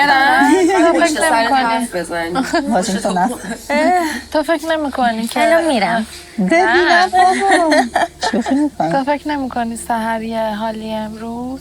اینو داشتیم چون من احساس می‌کنم چرا؟ تو باش حرف زدی؟ صبح من گفتم چطور؟ گفتش خیلی خوابم میاد. قطعا چیزی که گفتم اینم فکتش. آخه اگه اتفاق میفته خب جفتشون باید درک نه ممکنه به این نگفته باشن یا ممکنه اصلا بیدارم نخواسته باشه، نه که هر دوست دارم باش حرف بزنم چون هممون هم چه حسی گرفتیم. روزا ما اصلا نپرسیدیم که دیروز دقیقاً چی کار کردین، چه اتفاقی افتاد. چرا دیگه گفتم دیگه رفتیم یه جای خوشگل، بعد سبد مبد گذاشته بودن توش نون به یه عالمه نه حالا به غیر این خوشگذرونی دیگه چی شد؟ همون دیگه ما هم شک کردیم گفتیم حتما اینجا واسه ما پلنی چیدن که اونجا هیچ خبری نیست دیگه. ولی خبری نبود در اصل. دیدین گفتم منم همین سوال بود واسم دیروز. ما که اینجا نه رفتی الان سوال ما چیده بودن یا نچیده بودن؟ نه دیدین گفتم. قطعا اینو قصد به یقین میگینو بده اعتماد کنیم، یعنی مطمئن باشیم. خب اگه چیده باشنم که نمیگه که نمیتونه اصلا بگه شاید. من رفتم اعترافه کجا نمیری تازه گیرت آوردیم. تنه گیرت آوردیم. من خودم الان اصلا عذاب وجدان ندارم چون خودم رو رد کردم دیگه، ولی خیلی خودم رو اونجا کنترل کردم چون دوست نداشتم بالاخره سحرم از من ناراحت بشه بگه تو خودت خزانه خودتو نگفتی، بعد اومدی مال منو میگی، ولی هر لحظه بود که به پرد دهنم بیرون. باور کن. چه خبر؟ سلامتی، تو چه خبره؟ چی خوب بود؟ آره بد نبود. یه اتفاقی افتاده دیروز، واقعا دمت گرم که ما رو فرستادی. برم خواهش میکنم. خیلی هم خوش گذشت و همه چی عالی بود، اما حالا امیدوارم که بتونم بهت اعتماد کنم چون با روزا تصمیم گرفتیم که بگیم به تو مسعود. حالا فعلا بچه‌ها هنوز تصمیم گفتن نگرفتیم واقعا، چون همه جنبه شما رو ندارم و درک شما رو ندارم و قطعا ناراحت خواهد شد. ببین دیروز برای ما خزانه گذاشتن اینجا؟ خزانه مخفی. نه من ولی همچنان به قول شما، نه اینکه روزا صادق نباشه 100% نمیتونه بگه. من اصلا منم اگه جایی بودم شاید اونجا بهش گفتم نباید بگی، نمیتونه بیاد برنامه چه عجب. من احساس میکنم یه چیزی اونجا شده. منم احساس میکنم یه چیزی شده. من شاید انتخابی نکرده، شاید مثلا یه تصمیمی باید میگرفتیم. بعد مثلا وقتی که سحر اومد با روزا دیروز اومدن، آخه سحر از دیروز حالش برده. من دقیقاً تا دیدم ازش پرسیدم. خب این شک آدم، من تا دیدمش بهت گفت روزا اوکی بود، یعنی آره روزا ولی اوکی. آخه دو نفری رفتن، دو نفری باید یه کاریو بکنن. شاید این لحظه رفتن من همین پرسیدم. یه نفر خوشحال باشه یه نفر ناراحت باشه. ولی اون چشماش یه چیزی داشت میگفت. ممکنه اتفاقی افتاده باشه. دیدی؟ هی میگه من دیگه نه چی گفت؟ حالش اوکیه. همین رو میگم. نه خوبه. بالاخره تمیز شد. اتفاقا میتونستین دو نفر جدا جدا تصمیم بگیری. نظرت بیشتر رو کیه؟ حالا توی خیلی شخصی ها میتونی هم نگی. ببین خب قبلا طبق صحبتایی که قبلا ما با هم داشتیم، خب من واقعا با بچه‌ها با هیچ کدومشون مشکل ندارم، با همه دوستم، همشون هم دوست دارم. ولی خب مثلا از نظر حسی همون وایبی که تو داری به نسبت به یه سری افراد، منم خب یه سری افراد هستن، یه سری که مثلا فعلا برای من یک نفر هست که اون وایبو دارم نسبت بهش. و خب میدونی دیگه، حالا اسم نبرم بهتره، خودت میدونی دیگه. و اون شخص برای من این چنینیه که نمیتونم باش سفید باشم دیگه. هی هم دارم چیزای مختلف ازش میبینم دیگه. دیروز با بددهانیایی که داره به تو میکنه، فوشایی که میشنوم، مثلا حرفای زشتی که میزنه، حرفای زشت که اصلا من تعبت و برای من ناراحت کننده است. کسی که من بهش اعتماد دارم و تو نباید بهش بی‌احترامی کنی. برای من تو مورد اعتماد منی. همونجوری که کسی به مسعود بخواد بی‌احترامی کنه ناراحت میشم، کسی به تو هم بی‌احترامی کنه من ناراحت میشم. و خب خیلی دلایل دیگه کلا میدونی یه جوریه که مثلا تو روت تو رو بغل میکنه، بوست میکنه، ولی من درونشو میدونم آقا با من که حال نمیکنی. من میدونم که تو با من حال نمیکنی. مثلا 10 بار گفتی، 100 جا گفتی، 100 بار شنیدم. تو وقتی با من حال نمیکنی دیگه، وقتی منو بغلم میکنی میگی دوستت دارم، عاشقتم، برای من فیکی. دقیقاً فیکه. نه چیزی نشده. خدا یه چیزی شده، به جان خودم احتمالاً حالا روزا شاید یه جای دیگه ای بوده، با سحر شاید. آقا چیزی شده بود میگفتیم. سواله ریگر که یه روش داره میزنه.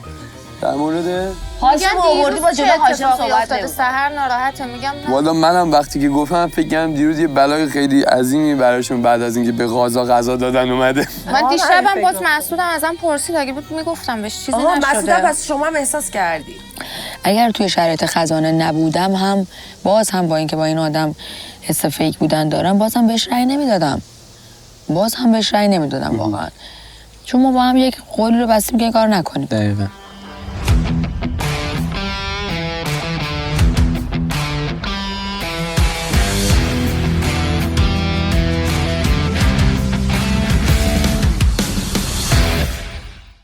اما امیدوارم واقعا میدونستم که شما درک میکنین، به شما گفتم امیدوارم واقعا درک کنید. شرایطی نیست که واقعا بتونم هندلش کنم و از دست من خارجه. برنامه برای ما اینو چیده.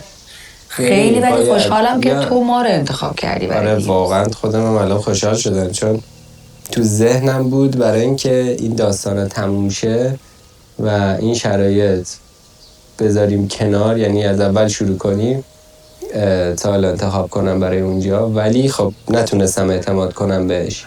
گفتم که خب میتونه، چون خیلی من منطق ندیدم ازش، به خاطر این گفتم میتونه احساسی تصمیم بگیره و چون اینجا بعد هر خوشی یه خبر بد هست، گفتم احتمال داره که یه داستانی باشه اونجا و خب این خیلی خوب فکر. آره دقیقاً. بنابراین خیلی کار خوبی شد که شما واقعا اگه مثلا کسی دیگه رو انتخاب میکردی و حالا اون کسی که تو ذهن خودت رو تموم بود. دقیقاً. بچه‌ها من میرم با سحر حرف بزنم. برو. من دوست ندارم، اصلا نمی‌تونم بکنم. ولی فیلتره باز بهتره. استایل باحال. فیلتره هیچ وقت نیست. قربونت. خب تحمل این ماجرام سخته برام. و الانم که این شرایط پیش اومده که فکر کنم سناریوشون اینه که چون تو اونو باز کردی، اگه نره بیرون، چه اون چه حالا هر کسی که تارگتت باشه، خودت باید بری بیرون.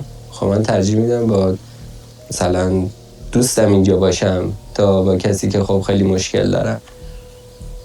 به خاطر این یه ذره داستانم رفت روی رأی دادن، چون اگه به هر دلیلی، چون میدونم که احتمال زیاد هستش که اون به منم رأی بده. آره. حالا ولی به نظرم اینجا استاپ کن. تصمیمتو فعلا نیاز نیست الان بگم. میدونم چی میخوای بگی ولی ولش کن. نمیخوام چیزی حجمه رو تو باشه. آره نه دارم بهش فکر میکنم. اصلا بهش فکر نکن. همون لحظه اونجا هر جوری که خواستی تصمیم بگیر. حتی میتونیم نکنی هیچ کاری.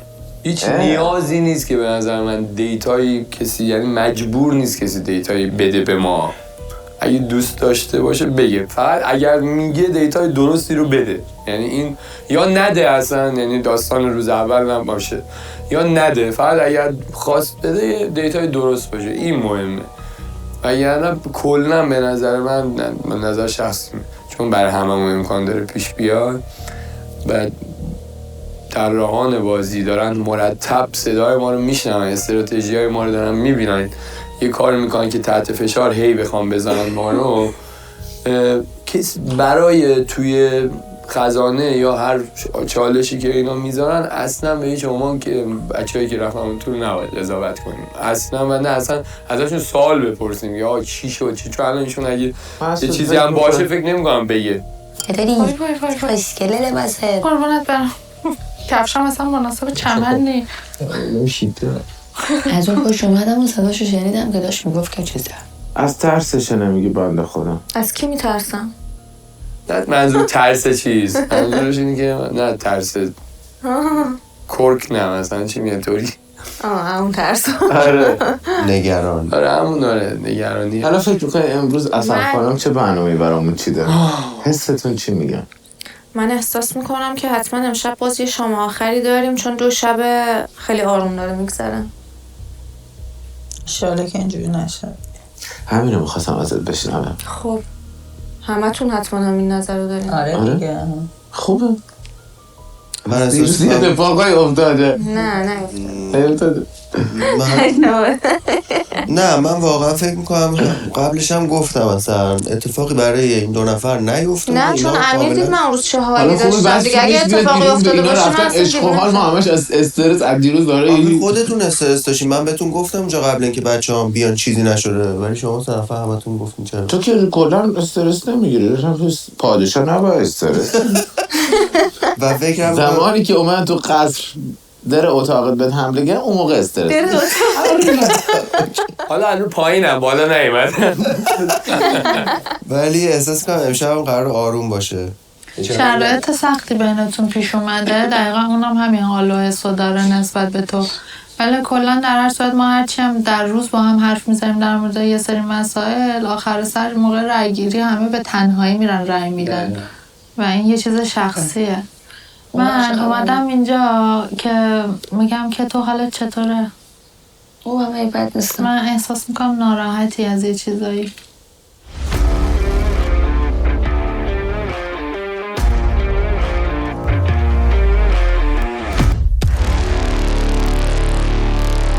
میگم کاملش رو برات میگم فردا، ولی با روزا صحبت کردیم که به کسایی که واقعا مورد اعتمادم بگیم، چون اگر کوچکترین اعتمادی نباشه این بدتر میشه برای من. همین الانم در معرض خطرم. خب فقط ولی خواستم اینو بهت بگم که بدونی که نخواستیم چیزی رو پنهان کنیم ازتون و فیلمی بازی کنیم. واقعا از دیروزم دیدی که چجوری بودم. اصلا از دیروز حالت بده. من می‌خواستم با حرف بزنم. یعنی اصلا نمیخوام به خورده به دل بگیرید بگید اینا چقدر بدجنس بودن، نگفتن، نباید میگفتیم، نمیتونستیم بگیم. الان میگه تو دلم امروز دیگه خودم رو کشتم و اجازه گرفتم که حداقل یک چیزی رو سربسته به کسایی که مورد اعتمادم هم بگم. به مسئول چیزایی گفتم، به این گفتم، به تو گفتم. تموم. دیگه نمیخوام بهش کس بگم چون دیگه بیشتر از تو هر کدوم به هر کی خودت بیشتر از این خب خیلی برای من شرایط خطرناک میشه. خودت هم میدونید که چیه داستان. من قشنگ و بعد میفهمی حالا کاملش رو قرار گذاشتیم بعد از هر چیزی که شد کامل برای همتون بگیم. درست. ولی قبل از اون شرایط خواستم بدونی که ناراحت نباشی ازم. یه موقع بعداً نگی چرا کامل، یعنی چرا نگفتی، چرا فیلم بازی کردید. ببین من الان به تو گفتم نمیتونم دیگه بیشتر از این. امروز دیگه از صبح به بعد دیگه نمیتونم فیلم بازی کنم، حداقل واسه تو. تو چیکار کردی دیروز؟ شنیدم به هم ریختی زمین و زمان. من چه نگاه میکنم؟ من هر کاری کردم خوب کاری کردم. از این به بعد همینه، هر کی اذیتم کنه با همونجا 2 ثانیه حداقل جواب دادن صبر بکن بعدن جواب 2 ثانیه 1 2 یعنی همین. آخه مطمئنم به خودم یه کسی پشیمونه، من پشیمونی ندارم. من تحت رفتاری که بشنوه، تحت رفتاری که با هم 3 روز 4 روز اصابم ریختم به هم بهشون جواب دادم خوب کاری کردم. تازه اگه اینجا نبود که بدتر میکردم. سفت یه کاری رو گفتن انجام بده ولی به انتخاب خودت. آها هنوز انتخاب نکردی تا کی وقت؟ چون زور نمیکنن که مثلا بگن که این کارو باید انجام بدی. یعنی یه حق ماهیت کار بایدیه. ولی ماهیت انتخاب کار بایدیه ولی انتخاب بایدی نیست. ولی بعد مطمئن باش سری بعدی انتخاب هم بایدی میکنه. احتمال داره. ولی باید اگه این لیوان رو بذاری اینجا. آره به نظر من نباید بگی باشه. میگه باید لیوان رو بذاری اینجا و باید قندم توش بندازی. آره. یعنی به فش و فشکاری کشید؟ جلوی ما نه فش ندادم، پشت سر فش دادم. نه ولی بازم میگم واقعا خدا رو شکر که ما رو انتخاب یه چیز عجیب داره این داستان. من فکر میکردم که به نوبت میفته به همه، ولی نه، امکان داره که به یه سری تعداد بیشتری بیفته به یه سری نیفته. آره ممکن. این چیز عجیبیه.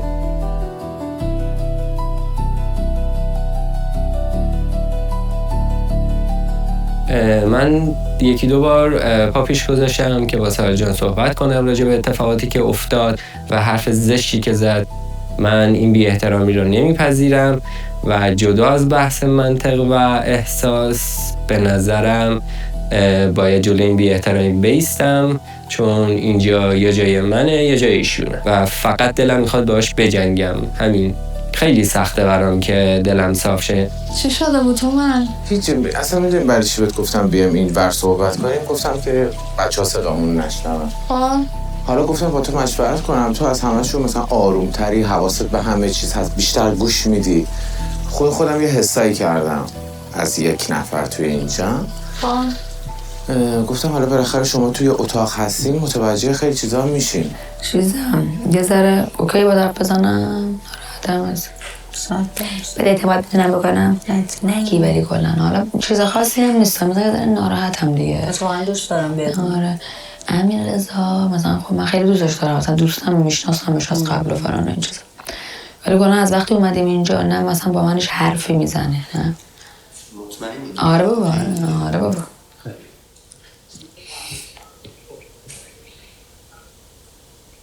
اصلا دیگه مثلا نه با منش حرفی میزنه نه اصلا چیز میکنه، مثلا هیچ کانکشنی با من نداره. بعد مثلا اون روز دیدم مثلا من دارم در مورد ساحل صحبت میکنم، یه ارتباطی مثلا حالا یه ناراحتی که دارم و مثلا هر چیز دیگه ای، بعد مثلا پشت ساحل داره در میاد.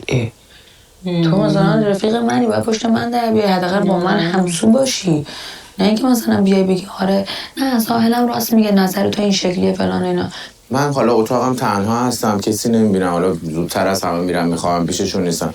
مثلا در مورد سحر الان چند روزه دارم هی بهش میگم بیا با همدیگه صحبت کنیم، بیا با همدیگه صحبت کنیم. حتی شبی که محسن از اینجا رفت متوجهی، گفتم بیا با هم صحبت کنیم. روز قبلش بهش گفتم، صبحش بهش گفتم، تا دیروزم که از چیز اومد بازم نیومد با من صحبت کنه. یعنی از من فراری شده، نمیدونم چرا، در صورتی که هیچ اتفاقی بین ما نیفتاده. نمیدونم ذهنیتش در مورد من چیزی هست یا چیزی میخواد کاری انجام بده.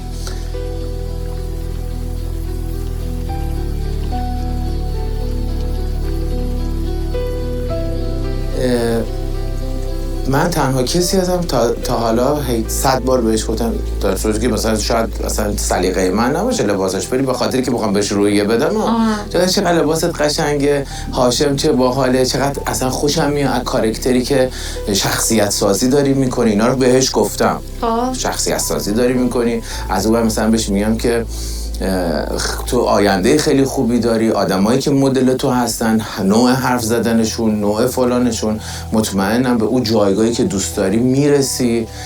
خلاصه همش یعنی ازش هم تعریف میکنم، همین که دوست دارم کیر کنم. ولی وقتی تو نزدیک نمیشه. نه که نزدیک نمیشه، یکی بعد یه جاهای آدم بهش بر میخوره. مثلا اون شبی که نشست روی میز نشست گفتش که من به سروشی که 2 نفر رو حذف کرده، نمیدونم خیلی اتفاقا داره میفته که داره میبینیم، این همه داره با ساحل داره بحث میکنه سر هیچی، میگه به اون 100% اعتماد دارم، به فلانی 100% اعتماد دارم، به مسعود 100% اعتماد دارم. یا مثلا خواست انتخاب کنیم 2 نفر بریم برای شام، گفت اول نفر سحر گفت مسعود.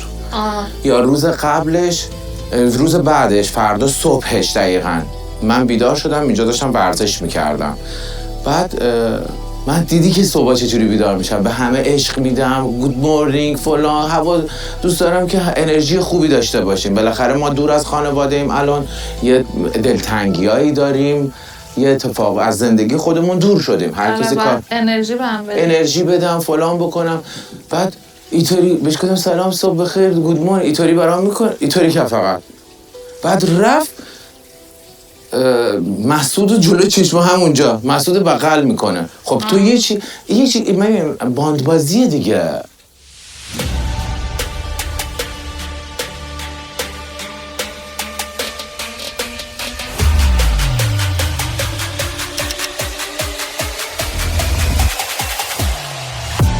برای اصلا کلا از روزی هم که اومدیم اصلا نمیبینم نه با من بیار حرف بزنه، نه با من مثلا میگم آقا قرار بود اصلا یه چیزی برای من بیاره که تو استایل استفاده کنم، ولی نه اونو من داده. هیچی، اصلا توی فاز دیگه است کلا با آدمای دیگه بگه بخنده فلان اینا. که اصلا مثلا انتظار داشتم اینجا با هم خیلی مچ باشیم، قرار بود کلی ویدیو بگیریم، کلی استایل بزنیم با هم دیگه، مثلا استایلایی که میزنیم و آماده شدنمون رو با هم ویدیو بگیریم. اصلا هیچ، تو دیواره، مثلا یه جای دیگه است. میگم بابا امیر مثلا حواست کجاست، مثلا بیا مثلا فلان کارو بکنیم اینا، اصلا نیستش. مخصوصا که الان رفته تو جبهه مقابل من. اینطوری فکر می‌کنم 100% تو وقتی که داری جلو همه میگی من به مسعود 100% اطمینان دارم، در میای میگه که با ایشون برم برای شام، اولین نفر تو اینو انتخاب کردی، من سلامت میکنم، اینطوری جواب میدی، میری یکی دیگر رو بچه‌ها رو همه بغل میکنی. اصلا مشکلت با من چیه؟ تو چیزی از من دیدی؟ نمیخواستم ببینم تو مثلا چیزی شنیدی اصلا در مورد من چیزی گفته؟ از دیروزم که اومد از بیرون رفته بودن تفریح، حالا نمیدونم چه اتفاقی افتاده، ولی تا نشست بهشم گفتم پشت چشات یه چیز دیگه داره میگه، انگار یه اتفاقی افتاده. حالا نمیدونم خودش و روزا صحبتی کردن، با اونا صمیمی‌تره، با روزا صمیمی‌تره. روزی هم که نشستیم که مثلا من و روزا نشستیم، خودش هم نشسته بود رو تختشون تو اتاق بچه‌ها داشتیم حرف می‌زدیم، من و روزا و خودش نشستیم. گفتم خب این الان موقعیت خوبیه دیگه، الان با هم دیگه صحبت کنیم، بیشتر متوجه هم دیگه بشیم. یه هندونه خورد و برداشت رفت. یعنی اصلا با من جوابتو نمیده، حرف نمیزنه. نه فکر میکنم چیزی تو ذهنشه. چطوری خوشتی؟ سهر کجا رفت؟ سهر سرش خیلی درد میکرد، از صبح هیچی نخورد، امروز کنه یکم فسه بچه. چرا؟ نمیتونم، میگه دیشب خیلی خسته شدم، کنه که هم حال حوصله نداشت و یه کوچولو فس بود. ببین این که چیزی تو ذهنشه رو منم واقعا نمیدونم. بعد تو اتاقی که مثلا ما هستیم در مورد تو تا حالا حرفی نزده، یعنی حرفی زده نشده. در مورد بقیه حالا یه صحبتایی شده مثلا، یا در مورد کلا جمعیت خودمون و اینا، ولی در مورد توی صحبتی نشده.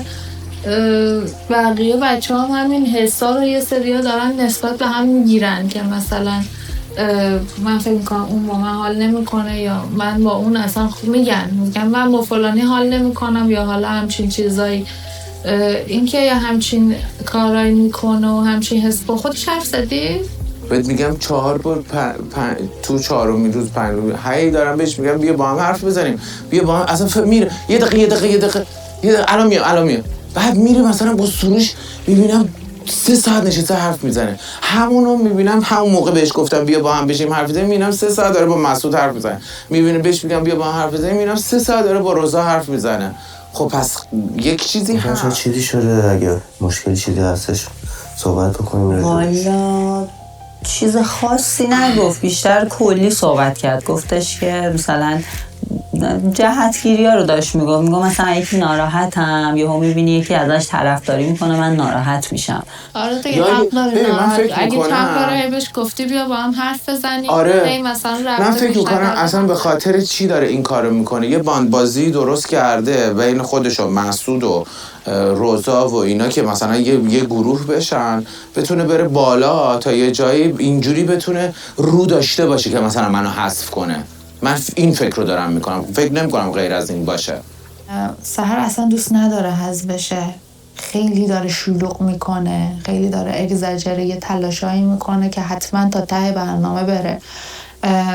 و میگه جنبه داره ولی اصلا نداره. یعنی اگر یه کسی بیاد بهش یه حرفی رو بزنه ناراحت میشه و عصبانی میشه که کسی دوباره اون حرفه رو بهش نزنه و اصلا انتقاد پذیر یا شنونده این نیست که کسی بخواد بهش بگه که خب مثلا اینطوری بوده و خیلی داره شلوغ میکنه، میاد مثلا میگه این اینطوری اونو بدیم بیرون، این اینطوری اونو بدیم بیرون. این چیزی که تو فکر میکنی من فکری در این باره نمی کنم فعلا در نسبت به بچه‌ها که یه همچین کارایی میکنن و همچین حسایی دارن که مثلا بخوان یه تیمی تشکیل بدن و اینا. حقیقت الان همچین حسی ندارم، ولی خب یه سریا میدونی دقیقاً امروز صبح مثلا یه حرفایی شد من فهمیدم که واقعا یه سریا اون حالشون با هم خوب نیست یا با هم نمیتونن هم صحبت بشن. اینجوری اگر بخوایم پیش بریم، مثلا تو با من مشکل داری یا با یه نفر دیگه مشکل داری، بعد من به خاطر اینکه با تو دوستم خب دیگه منم با اون آدم مشکل پیدا کنم، خب این سنگ رو سنگ بند نمیشه که. یا آدمی هم که دارم بهش میگم که بیا با هم صحبت کنیم، یعنی هیچ چیزی پیش نیومده و اینو راست میگی، بیا با هم حرف بزنیم. آقا شاید تو داری اشتباه میکنی، شاید من دارم، شاید سوء تفاهم. اصلا حق داری به نظرم. و اینکه میگی چند بار بهش گفتی بیا حرف بزنیم و حرف نزدیم، به نظرم حق داری اینو. و خب این کار اشتباهیه که کرده، ولی اینکه مثلا با کسی تیمن و اینا رو من تا حالا بهش دقت هم نکردم. نه دقت کن، اشتباه میکنی که دقت نمیکنی. یا مثلا همچین فکری هم نکردم.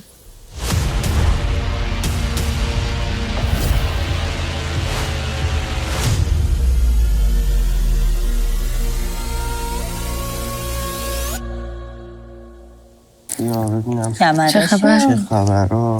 سلامتی. دیروز خوردی؟ آره خوردم. بهتر شدی؟ آره. ما اصلا فرصت نشد حقیقتش با هم دیگه زیادم صحبت بکنیم. بعد من احساس کردم که یه کوچولو شاید مثلا چیزایی این وسط باشه که به من مربوط باشه. حالا چون فرصت نشد و نتونستیم صحبت بکنیم، اگه چیزی هستش من نه بابا اوکیه. گفتی من هر چی بهت گفتم بهش. نه تبسم خدا وکیلی هیچی نه. من حسم قویه، من میفهمم. همین که رد شدم پرسیدم یکم که خدا شاهده اصلا اومدم فقط یه چیزی برد. همش به من شک داری، باور کن که من نگفتم.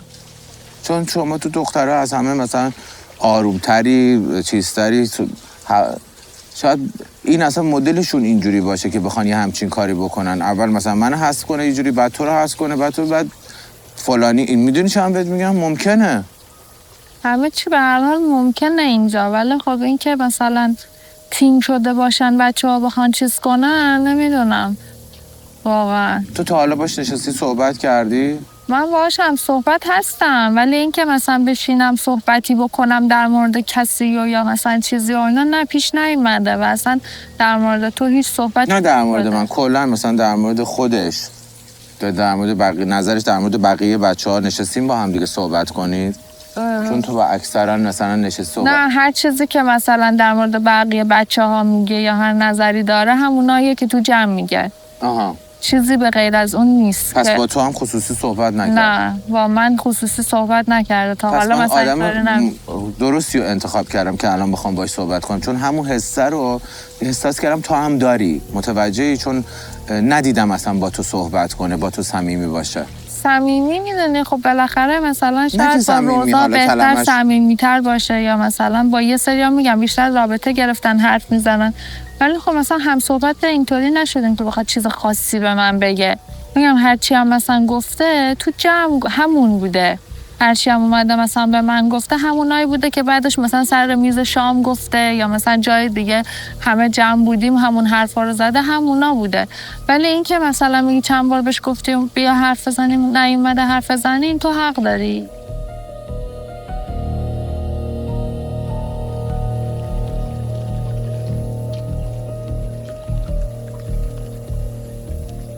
کلا من با یکی از اخلاقات بذار الان به توروت بگم، یکی از اخلاقایی که باش حال نمی‌کنم واقعا و حالا الانم به امیررضا گفتم اینه که تو خیلی تندی، من نمیتونم باهات حرف بزنم.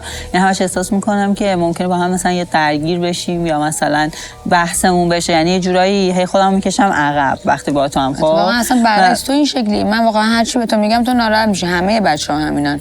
ما کلا حرفی با تو میزنیم تو ناراحت میشی، از هر چیزی گله میکنی، ناراحت میشی اصلا اتفاقا تو نمیشه با هیچ حرفی زد. من الان مثلا یه چیزی من اومدم با تو داشتم در دل میگن و گفتم این شکلی مودم اوکی نیست، گفتی میتونی با من صحبت کنی. بعد من احساس میکنم که سحر امروز حق رأی داره و یعنی حسم اینه که امروز توی اون روزی که رفتن اونجا توی طبیعت بهشون یه حق رأی دادن. سحر باید یکی رو حذف بکنه و داره اینجوری فکت جمع میکنه چون رأیش منم و دید که هیچ رقمه نمیتونه، چون خیلی واضحه روزا که دوست صمیمیشه، مسعود که رفیقشه با همن، امیرزا رو نمیخواد حذف بکنه، رفیقش النازو که دوست داره، یا ساحله یا منم. من بهش میگم بیا با همدیگه صحبت کنیم. بعد مثلا سر میز شام که نشسته بودیم تبسم داشت صحبت میکرد، با سروش داشت صحبت میکرد، بعد این حمایت سروش رو میکنه، میاد میگه وسط حرفش رو میپره که تو اون کارا رو میکنی ولی از این بر مثلا نمیای مثلا با یکی مثلا حتی وقت بذاری صحبت بکنی. من مطمئنم یه چیزی این وسط هست. مثلا من الان صحبتاتو شنیدم و واقعا هم حالا یه روزی پخش میشه میبینی من نگفتم بهش و اگرم چیزی هم گفتم من از تو طرفدار، یعنی چیز بدی نگفتم، ولی میگم کلا این مشکل رو باهات دارم که مثلا تو پشت صحنه‌ام همش اینجوریه که مثلا میخوایم ویدیو بگیریم و اینا یه جوری با هم بد مثلا تند صحبت میکنی، من مثلا یهو میمونم میگم که بعد من کلا آدمیم که یکم خجالتی ام، نمیتونم مثلا از حق خودم نمیدونم چه جوری بگم، بعد مثلا اینجوری میمونم که چرا سحر مثلا اینجوری بهم گفت، ناراحت میشم. اونی که تو الان میگم دقیقاً حق با تو که خب اون نیومده با تو حرف بزنه، تو چندین بار این کارو کردی، دوست داشتی باش حرف بزنی که اون شبی هم که خواستیم بریم رای بدیم بعد که اومد استرس گفت تو به من رای دادی یعنی اینکه فکر میکنه که من حذفش میکنم. متوجهی؟ تو حرفاش الان دارم متوجه میشم، خودم میشم فکر میکنم اینم که بابا ای اصلا رو من فریک برداشته که فکر میکنم من الان میخوام اینو حذف کنم، در صورتی که من چیکار دارم، چیزی از اون پس حتما یه سوء تفاهمی بینتون هست. و واقعا من اون لحظه اصلا از این که تو کراکتر منو پوشیدی من ناراحت نشدم، از مدل گفتنت ناراحت شدم. خب مثلا احساس کردم که یه جوری گفتی که مثلا نمیدونم یه جوری احساس کردم یه حالت دستوری بودش. خب مثلا چون چند تا چیز شده بود، مثلا عجله ای اومدم سر لحظه آخر گفتم بودو من میخوام برم میشه کراکتر تو بگیرم اینجوری گفتی، چون همه منتظر من بودم، من بودو برگشتم چون گفتم اگه خدا اینو من بده من برم. آره چون اگه دیده باشی من اونجاشم با تلفن اصلا پیش بچه‌ها نبودم، داشتم با گوشی صحبت میکردم، مثلا نفهمیدم، مثلا نمیدونستم شما دارید میرید، شاید تو اون لحظه عجله داشتی اومدی اونجوری گفتی، به نظر من اینجوری اومده، نمیدونم.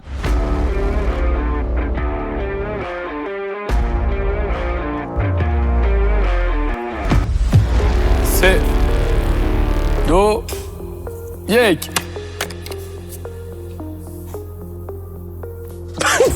چیم؟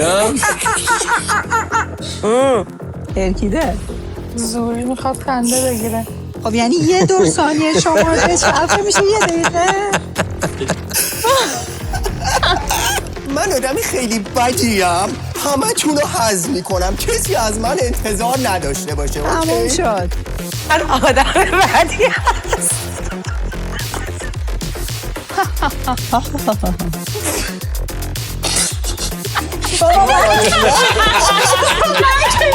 های داوودی دوباره من در این ویلا تا حالا ندیدم یه بار ما بخندیم. الان نامه رو بده خوندی؟ کمی بعد به نوبت و تک تک در کنار اسب تروی رأی خود را اعلام.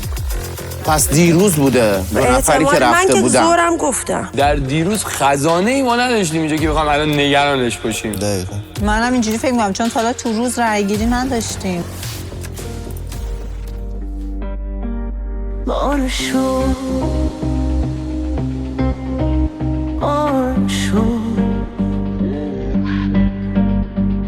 روی فرش قرمز تمام مارشو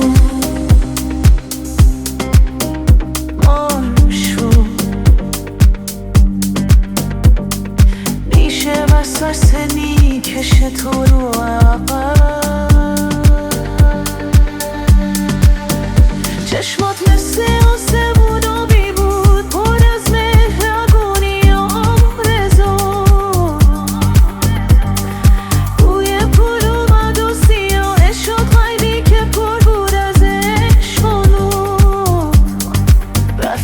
رقیبای دیروزت رقیبای امروزت پشت حبل خنده خنجرا پنهونه